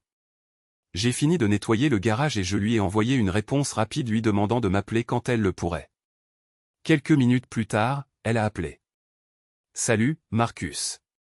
Merci d'avoir accepté de me parler. Pas de problème, Jennifer. Comment vas-tu?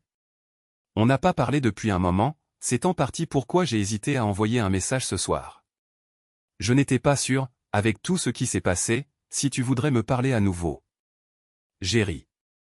À moins que tu n'aies été activement impliqué dans la mise en relation de mon ex-femme et de ton ex-mari, je ne te tiens pas responsable de ce qui s'est passé entre eux ni du désastre qu'ils ont créé. Donc, je n'ai aucune raison de ne pas te parler. Bien, parce que je jure que je n'y suis pour rien, et je ne pensais pas que tu l'étais non plus. Alors, quel est le problème? Eh bien, ça a pris plus de temps que prévu, mais comme je l'ai dit, je suis enfin libre. J'ai même récupéré mon nom de jeune fille, Rodriguez. Et je voulais te remercier pour ton aide. Tu m'as ouvert les yeux sur ce que ce salaud faisait, tu m'as fourni des preuves gratuitement pour que je n'ai pas à dépenser de l'argent que je ne pouvais pas me permettre d'obtenir, et puis tu m'as donné des conseils sur ce que je devais faire. J'ai fait appel à un avocat différent, mais tu m'as beaucoup aidé, Marcus, et je suis très reconnaissante. De rien. N'y pense plus.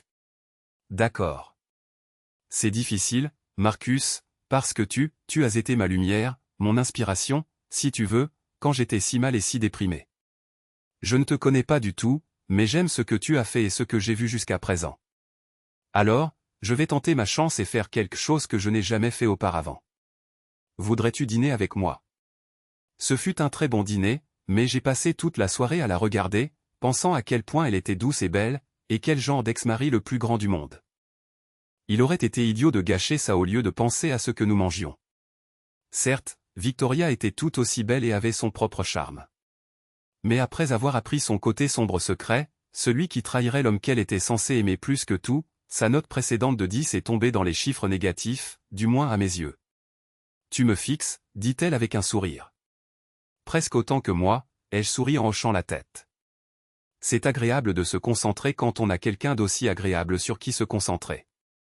Elle a rougi et a couvert sa bouche de sa main pour cacher à quel point elle aimait mon compliment. Tu veux qu'on sorte d'ici et qu'on aille peut-être chez moi? J'aimerais bien, murmura-t-elle. S'il te plaît, Marcus, ramène-moi chez moi maintenant. J'en ai besoin et je ne peux pas attendre. Quelques minutes plus tard, alors que nous tournions dans sa rue, elle a fouillé dans son sac à main et en a sorti son téléphone portable. Entre dans le garage, dit-elle. Les portes sont ouvertes. Cette nuit-là, nous ne sommes pas sortis de la chambre, sauf pour boire de l'eau et aller aux toilettes. J'étais reconnaissant que ce soit un samedi et que je n'ai pas à aller travailler, car pour autant que je sache, j'aurais pu rester avec elle pour toujours. Elle s'est endormie après notre moment ensemble du matin et je suis resté là, me sentant comblé. En me levant pour aller aux toilettes, la lumière du matin a filtré à travers le rideau ouvert de la fenêtre, et j'ai eu mon premier vrai aperçu de sa chambre. Nos vêtements étaient éparpillés partout, me faisant sourire au souvenir de notre urgence. J'ai aussi souri devant le lit queen size, le seul élément que je connaissais, et son tas d'oreillers, un peu diminué par tous ceux qui avaient été projetés au sol. La télévision était sur un support à côté de la chaise, inclinée pour qu'elle puisse la regarder au lit si elle le voulait, mais c'est la commode de Jennifer qui a attiré mon attention. Il y avait plusieurs photos dessus, et j'y ai jeté un coup d'œil rapide avant qu'elle ne me fasse m'arrêter. Ce n'était probablement pas très poli, mais j'en ai regardé une et je l'ai prise pour l'examiner de plus près. « Marcus, qu'est-ce que tu fais ?» demanda Jennifer depuis le lit. « Jennifer, qui est la fille sur ces photos ?»« C'est ma fille, Sophia. Elle a 3 ans et elle représente tout pour moi. » Ces mots m'ont surpris, voire choqué. Et j'ai dit, « Tu ne m'en as jamais parlé. » Je ne voulais pas l'impliquer dans l'histoire de Brandon, alors j'ai essayé de la protéger du mieux que je pouvais. Mais elle s'est avérée être un problème majeur dans notre divorce. C'est pourquoi cela a pris si longtemps. Marcus, je ne veux pas que tu la rencontres tant que nous n'avons pas décidé que nous sommes sérieux. Qu'il y a vraiment quelque chose entre nous. Où est-elle maintenant? J'ai essayé de garder ma voix stable, mais je pense qu'elle a monté d'un octave. Elle est avec lui ce week-end. Pourquoi, y a-t-il un problème? Je l'aimais beaucoup, mais c'était une surprise, un choc même, et ce que cela signifiait. Eh bien, je n'étais pas sûr, Jennifer.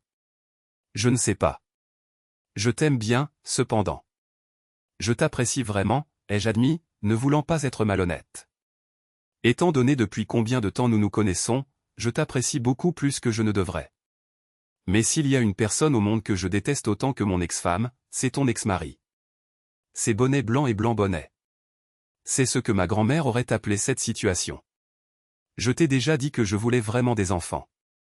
Donc, tu peux imaginer que je voudrais être impliqué dans la vie de ta fille si les choses fonctionnaient.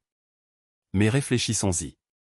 Si je me présente à son match de football, ou à son récital de piano, ou à son entraînement de cheerleading, ou à son bal de l'école ou quoi que ce soit d'autre, qui d'autre sera là? Elle soupira, commençant à comprendre où je voulais en venir. Brandon. C'est un menteur, un tricheur, mais il l'aime. Exactement.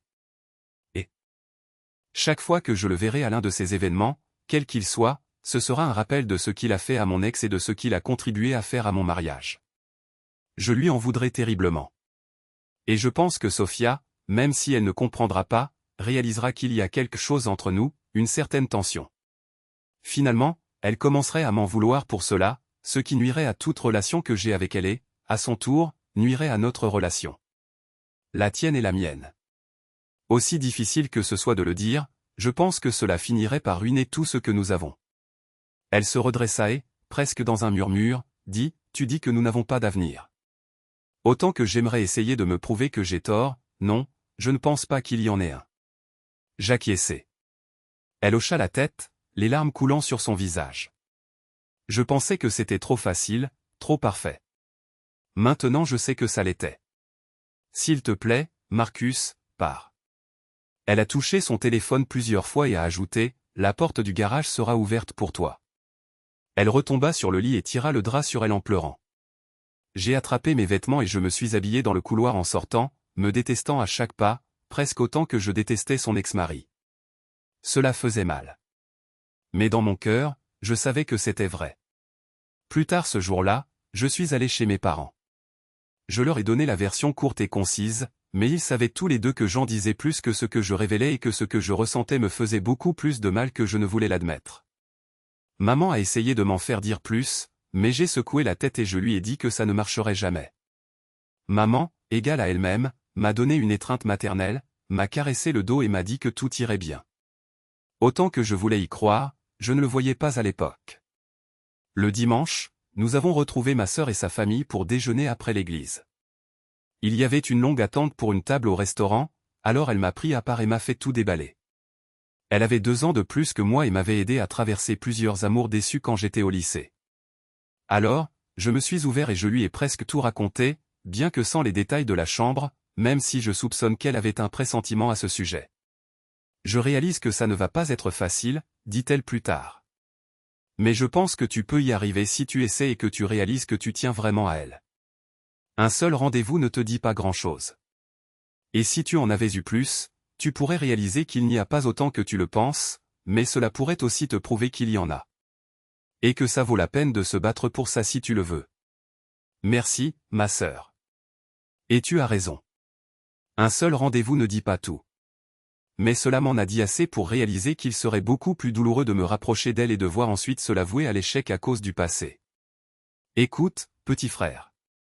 Tu ne le sauras pas avec certitude tant que tu n'auras pas essayé. J'ai hoché la tête et j'ai accepté d'y réfléchir. Après cela, notre table était prête, et nous n'en avons plus parlé, mais le sujet est resté dans ma tête pendant tout le trajet de retour et les jours qui ont suivi. Derek me comprenait mieux que quiconque et était d'accord avec mes pensées sur le sujet. Mais c'est sur le chemin du retour après un voyage dans une usine près de Rockford que j'ai commencé à y penser différemment. Compte tenu de la chance que Derek avait avec les femmes, était-ce une si bonne chose qu'il soit d'accord avec moi? Le week-end suivant, il nous a arrangé un rendez-vous avec 2 femmes. Nous nous sommes tous amusés, et je n'ai pas immédiatement chassé cette pensée de mon esprit. Pendant le divorce, Victoria voulait garder notre maison dans le cadre de l'accord de règlement, et j'ai fait en sorte que Robert résiste en la forçant à la vendre puisqu'elle ne pouvait pas se permettre le rachat sans renoncer à beaucoup d'autres choses qu'elle voulait. C'était plutôt mesquin et cruel, mais je me suis dit que c'était le karma étant donné les circonstances, et je n'en ai pas perdu une minute de sommeil puisque je ne voulais pas être impliqué. J'ai également fait appel à Robert comme mon représentant pour la vente. Lui et l'avocat de Victoria se connaissaient depuis longtemps. Donc, contrairement à Victoria et moi, ils étaient en bons termes. Robert a découvert que Victoria allait acheter un appartement. Quelque temps plus tard, j'ai entendu une rumeur selon laquelle Victoria et Brandon allaient se marier. En apprenant cette nouvelle, j'ai immédiatement appelé Robert car cela pouvait affecter mes finances. Pendant notre procédure de divorce, Robert a soutenu au juge qu'aucune pension alimentaire n'était due parce que Victoria était une tricheuse et que j'étais la partie lésée. Mais le juge a pris en compte nos revenus relatifs et lui a accordé une petite somme mensuelle pendant 5 ans ou jusqu'à ce qu'elle se remarie, selon la première éventualité. Je pense que c'était le seul point que Robert avait perdu dans notre accord de règlement. Mais même ce montant était inférieur à ce qu'il avait prédit. Si elle se remarie vraiment, je vérifierai et je te ferai savoir. Si c'est vrai, nous ferons arrêter le paiement de la pension alimentaire, a dit Robert. Oui, et si c'est vrai, cela montre juste que certaines personnes n'apprennent jamais, ai-je dit, incrédule à l'idée qu'ils soient ensemble et à ce que cela signifierait, même si cela confirmait davantage ma décision de mettre fin à ma relation avec Jennifer. Non, Robert a ri. C'est ce qui fait tourner mes affaires. J'y avais pensé au début du divorce, mais je n'y avais jamais cru possible. Après avoir entendu parler de leur mariage, j'ai décidé de contacter un ami au cabinet de Victoria. Will Clenay et moi nous connaissions depuis l'université et nous nous sommes revus quand j'ai commencé à sortir avec Victoria et que j'ai découvert qu'il travaillait dans son cabinet, dans un département différent. Victoria et moi avions rencontré Will et sa femme plusieurs fois pendant que nous sortions ensemble et que nous étions mariés. Mais Will et moi ne nous étions pas vus depuis le début du divorce. Alors, peu après, nous nous sommes rencontrés pour déjeuner quand je ne voyageais pas. Quand je lui ai raconté ce qui s'était passé, Will a répondu, « C'est terrible. Je suis vraiment désolé, Marcus. J'ai entendu dire que Mitchell avait demandé à être transféré dans un autre département. Tout prend sens maintenant. Ils évitent les conflits avec notre département des ressources humaines. Alors, avez-vous une politique officielle sur ce genre de choses? Bien sûr. S'il l'a violent, il pourrait avoir de gros problèmes, et à long terme, le cabinet aussi. Will, je déteste demander ça, mais penses-tu pouvoir me procurer une copie de cette section de votre manuel du personnel? Oui. Ne dis juste à personne où tu l'as eu. Le samedi suivant, j'ai organisé un rendez-vous et nous avons rencontré Will et Lori Clenay à un match des Cubs. Will m'a remis la clé USB ce soir-là, et quelques jours plus tard, je suis allé chez Robert pour lui parler de toute l'affaire. Marcus, je suis désolé. Même si tu peux prouver qu'il savait que Brandon divertissait de toutes les femmes sous lui, dit-il en riant de sa propre formulation, cela ne te donne pas le droit de poursuivre en justice.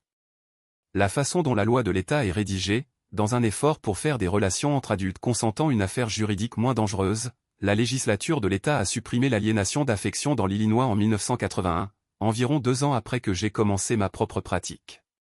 Cela empêche un partenaire de poursuivre l'autre pour avoir attiré ou détourné l'autre. Cela vaut aussi pour les cabinets pour lesquels il travaille. Merde. Bien que je ne me souciais pas de l'argent, j'espérais que pénaliser financièrement le cabinet les ferait pénaliser Brandon. Et avec un peu de chance, Victoria, sourit-il. Beaucoup de plaignants potentiels, en apprenant ce fait, ont prononcé ce mot ou quelque chose de pire. Cela signifie que personne ne peut les poursuivre, sauf dans un nombre très limité de cas où le cabinet a été positivement informé de ce qui se passait et n'a rien fait. Dans ce cas, une personne victime d'un agresseur en série pourrait être autorisée à avoir son jour devant les tribunaux. Mais les chances du plaignant de gagner une somme significative sont sévèrement limitées. À tel point que la plupart des avocats qui se respectent ne toucheraient pas un tel dossier avec des pincettes. J'ai soupiré et répété. Merde, il a ri. Et, ne perds pas espoir. Occupons-nous d'abord de la question de la pension alimentaire, et nous parlerons des autres options un peu plus tard. La semaine suivante, Robert était au palais de justice pour déposer une nouvelle requête, prouvant que Victoria et Brandon avaient obtenu un certificat de mariage. Robert a demandé que les paiements de pension alimentaire soient annulés parce qu'ils n'étaient plus nécessaires ou appropriés en vertu de notre décret de divorce. L'avocat de Victoria, bien sûr, s'est fermement opposé à cette motion. Et nous avions un soupçon. Le certificat de mariage avait été déposé loin de Chicago afin que nous ne le découvrions pas et que nous ne puissions pas déposer la motion de cessation de la pension alimentaire que Robert était en train de déposer. Le juge Martinez nous a donné raison, écartant les objections de Victoria, et j'ai été soulagé de la somme mensuelle qui me pesait depuis qu'il l'avait exigée. Cependant, lorsque j'ai abordé la deuxième question, Robert m'a regardé, a secoué la tête et a pointé son doigt vers moi. Patience, Marcus. Patience. 6 mois plus tard, Robert m'a appelé et nous nous sommes rencontrés pour déjeuner quelques jours après. Marcus, je vous avais suggéré d'attendre parce que les jeunes mariés ont besoin de temps pour apprendre à se connaître. Et dans un cas comme celui-ci, avec Brandon qui passe à un autre département de la même entreprise, il va être très prudent pendant un certain temps. Il a besoin de temps pour prendre ses marques et trouver une nouvelle piste. Juste au moment où l'éclat d'un nouveau mariage commence à s'estomper. D'après ce que tu m'as dit et ce que j'ai vu de gars comme ça par le passé, je pense que c'est le bon moment pour faire une vérification. Il a fallu 2 semaines, mais Caroline Foster et l'un de ses enquêteurs ont prouvé que, tout comme les tigres ne changent pas leurs rayures, les léopards ne changent pas leurs taches, ou peu importe le vieil adage, les trompeurs en série ne cessent jamais de tromper. Brandon Mitchell avait entamé une relation avec l'une de ses nouvelles subordonnées. Alors, Robert a pris les informations, les a mises dans un joli paquet et est allé voir l'un de ses amis avocats. Nous ne voulons pas que cela vous retombe dessus, Marcus, car si la personne qui remplace le juge Martinez voit votre implication, Monsieur Mitchell dira qu'il a perdu son emploi à cause de vous. Dans ce cas, Madame Mitchell pourrait demander le rétablissement de la pension alimentaire pour époux en raison de l'effet que vos actions ont eu sur son conjoint actuel. Je ne sais pas comment elle le saurait, car je ne le lui dirai certainement pas, et si quelque chose arrive à Brandon? Eh bien, je soupçonne qu'il ne lui dira pas la vraie raison. Robert a souri d'un air suffisant, agitant son doigt dans ma direction. Sournois, sournois. Et c'est vrai. L'ami de Robert, un avocat, a livré le paquet au cabinet de Brandon par l'intermédiaire de mon ami Will. J'ai appris que Brandon avait été escorté hors des locaux par la sécurité ce même jour, et des rumeurs disaient qu'il ne serait pas le bienvenu pour un retour. On dit que Victoria a pleuré en l'apprenant, demandant pourquoi, mais personne n'a voulu dire. Prends ça, dis-je après la fin de la conversation. Si je continue comme ça, je risque de devenir un vieil homme amer, pensai-je en souriant à moi-même. Je me suis rendu compte que c'était un risque que j'étais prêt à prendre. Ne voulant pas lier mon nom à cette affaire au cas où Victoria la prendrait et la porterait devant un juge pour tenter de faire rétablir la pension alimentaire pour époux, j'ai envoyé le paquet anonymement. Ce même jour et le lendemain soir, j'ai reçu un appel. Marcus, Jennifer Rodriguez à l'appareil. Je sais que tu ne voudras probablement plus jamais me parler, mais je devais t'appeler pour te dire que Brandon a appelé hier soir et a dit qu'il avait été licencié du cabinet en raison de réduction d'effectifs, a-t-il dit, et qu'il allait déposer une demande de réduction de la pension alimentaire pour enfants à cause de cela. J'ai appelé un ami au cabinet et j'ai appris qu'il y avait des rumeurs selon lesquelles il avait été licencié. Et aujourd'hui, j'ai reçu un colis express, anonyme, sachez-le, qui explique probablement tout et devrait permettre au juge de maintenir le montant de ma pension alimentaire pour enfants lorsque Brandon déposera sa requête. Marcus, je suppose que je sais qui je dois remercier pour ça. Alors à cette personne, je dis merci. Je me suis esclaffé. Je pense que si tu en parles à la bonne personne, elle te dirait que tu es la bienvenue si elle était en mesure d'admettre qu'elle l'a fait. Quant à ce qu'il y avait dans le paquet, on pourrait dire que certaines personnes n'apprennent jamais. Je suppose que Brandon racontera au juge une triste histoire sur sa situation, et puis quand ton avocat donnera cette information au juge en réponse. J'espère que le juge lui jettera ces mêmes mots à la figure. Pour l'amour du ciel, il vient de se remarier. Je me demande s'il a commencé à tromper aussi vite quand nous nous sommes mariés. Jennifer, ne pense pas à ça. C'est du passé, alors laisse ça derrière toi. Souris simplement et profite de la vie, d'accord? Tu le mérites.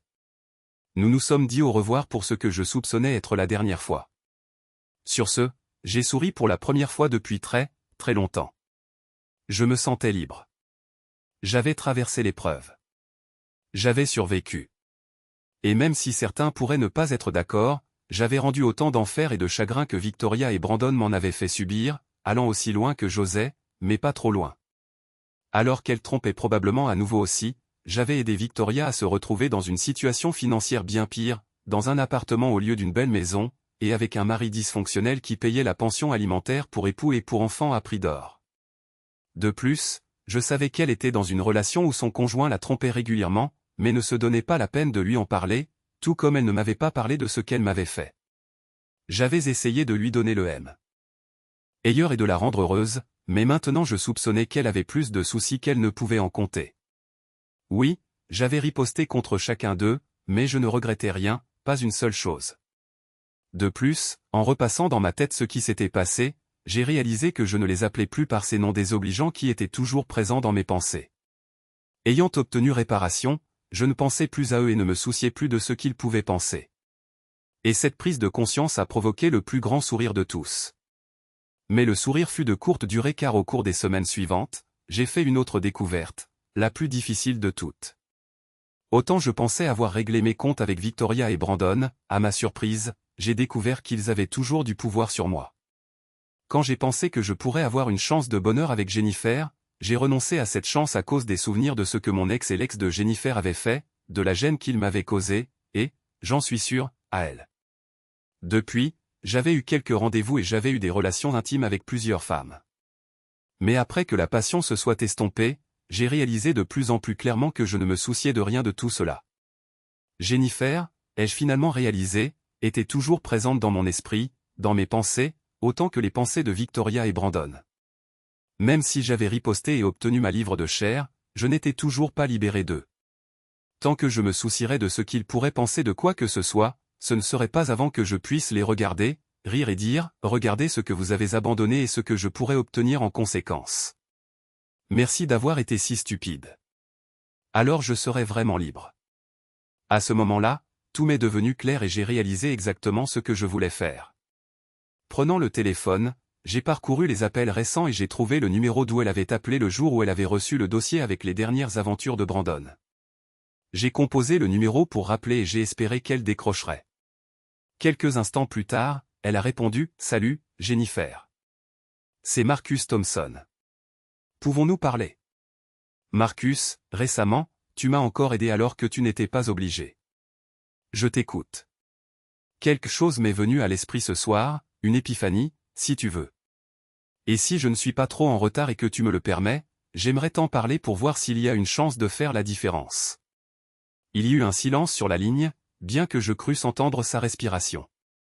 Alors, j'ai continué, même si je t'ai recommandé de laisser le passé derrière toi, j'ai réalisé que j'avais été tellement concentré sur le passé et ce qui avait ruiné ma vie telle que je la connaissais que je n'avais pas remarqué que je regardais les choses à l'envers au lieu de les regarder en avant. Je tiens à m'excuser auprès de toi pour cela. Et si tu es d'accord, je veux une chance d'essayer de réparer les choses si tu me le permets. Encore une fois, elle ne m'a pas arrêté. Ainsi, lorsque je lui ai parlé ce soir-là, je pouvais pratiquement entendre Jennifer hocher la tête par-dessus la ligne téléphonique, évaluant mes paroles. À mon grand soulagement, elle ne sortait avec personne de nouveau. Et à ma surprise, elle a accepté que nous recommencions, pour voir comment les choses évolueraient et si nous pourrions éventuellement redevenir aussi compatibles que nous l'avions été cette première nuit merveilleuse. Nous avons eu un autre premier rendez-vous le week-end suivant avec de bonnes intentions clairement exprimées de ne pas précipiter les choses, mais parfois les choses ont leurs propres idées. Elle m'a invité à entrer alors que je la raccompagnais à la porte d'entrée. Elle a sorti les verres à vin et j'ai versé le vin, après quoi nous nous sommes assis sur le canapé et avons parlé jusqu'à près de 23 heures. Quelques minutes plus tard, je la portai à l'étage et la posai doucement sur le lit. Après cela, nous sommes restés allongés là, mais sans dire un mot. C'était trop tôt étant donné que ce n'était que notre deuxième premier rendez-vous. Mais dans mon cœur, j'espérais que ça marcherait. Et à la façon dont elle me regardait, je pensais qu'elle ressentait la même chose. Bien que nous ayons rencontré quelques difficultés dans les mois qui ont suivi, il s'est avéré que nous étions d'accord sur des choses bien plus importantes que nous ne l'avions réalisé et que beaucoup de petites choses n'ont pas d'importance quand deux personnes s'aiment suffisamment. Bien que je l'ai pensé après notre deuxième rendez-vous décontracté, je l'aimais de plus en plus à chaque rencontre. Et finalement, je me suis avoué que c'était vraiment bien plus que de l'affection, presque dès le début. Jennifer est arrivée à la même conclusion et nous avons commencé à planifier et à travailler ensemble. Pour pouvoir avoir un avenir commun. Nous le voulions tous les deux. Ainsi, nous nous sommes mariés un peu plus d'1 an après avoir décidé de réessayer. Le moment venu, la petite Sophia est devenue notre demoiselle d'honneur et Jennifer et moi nous sommes dit oui, et nous le pensions vraiment. Comme je m'y attendais, nous avons croisé Brandon plusieurs fois depuis, mais cela ne s'est pas tout à fait passé comme je le craignais au début. La première fois que nous avons été proches, c'est lorsqu'il a commencé à me faire une remarque sarcastique sur le fait de prendre des restes, mais je l'ai coupé en un chuchotement à peine audible pour que seul Brandon puisse entendre. J'ai dit, « Brandon, merci beaucoup de m'avoir débarrassé de Victoria, la tricheuse. Si tu penses qu'elle te sera plus fidèle qu'à moi, tu es encore plus stupide que je ne le pense. Et merci de m'avoir permis d'être avec Jennifer, la vraie femme à qui tu n'as pas été assez intelligent pour être fidèle et pour faire tout ce qui était en ton pouvoir pour la garder. Crois-moi, j'ai eu la meilleure part de l'affaire. » Il a failli s'étouffer et a serré les poings de colère avant de réaliser que j'aurais pu le mettre en pièces s'il m'avait frappé. Reprenant ses esprits à temps pour épargner à Sophia et à lui-même toute gêne, il s'est tourné et est allé vers sa jeune fille. Il l'a prise dans ses bras et l'a embrassée, lui murmurant quelque chose avant de la reposer et de dire bonne nuit à Jennifer. Quelques mois plus tard, il lui a dit qu'il était en train de divorcer de Victoria et a finalement réalisé que ce que j'avais dit était vrai. Quand il a commencé à suggérer quelque chose, elle l'a abruptement interrompu. Dommage que tu ne l'aies pas réalisé avant qu'il ne soit trop tard. Brandon, n'en parle plus jamais. Pendant tout le temps que nous avons passé ensemble, Brandon ne m'en a jamais dit un mot. Mais je vois toujours une note de regret dans ses yeux quand il nous voit ensemble, et je souris toujours. Temps présent. Sophia a 6 ans maintenant, et en ce moment, elle est chez Papy et Mamie Rodriguez, et je tiens la main de Jennifer pendant qu'elle serre la mine comme s'il n'y avait pas de lendemain. Quand le médecin donne l'ordre, Jennifer fait une dernière poussée. Enfin, elle se penche en arrière et j'embrasse son front trempé de sueur pendant que le médecin et l'infirmière travaillent un peu plus loin du lit d'accouchement. Après une minute, le médecin nous regarde et dit en souriant, « Monsieur et Madame Thompson, félicitations. Je sais que vous n'avez pas choisi de le savoir à l'avance. Alors, permettez-moi d'être le premier à vous dire que vous avez un magnifique petit garçon. » Et c'est là que j'ai réalisé que toutes les épreuves et les tribulations que j'avais endurées en valaient la peine. Et j'ai réalisé que, peu importe à quel point c'était difficile, je ne changerais rien.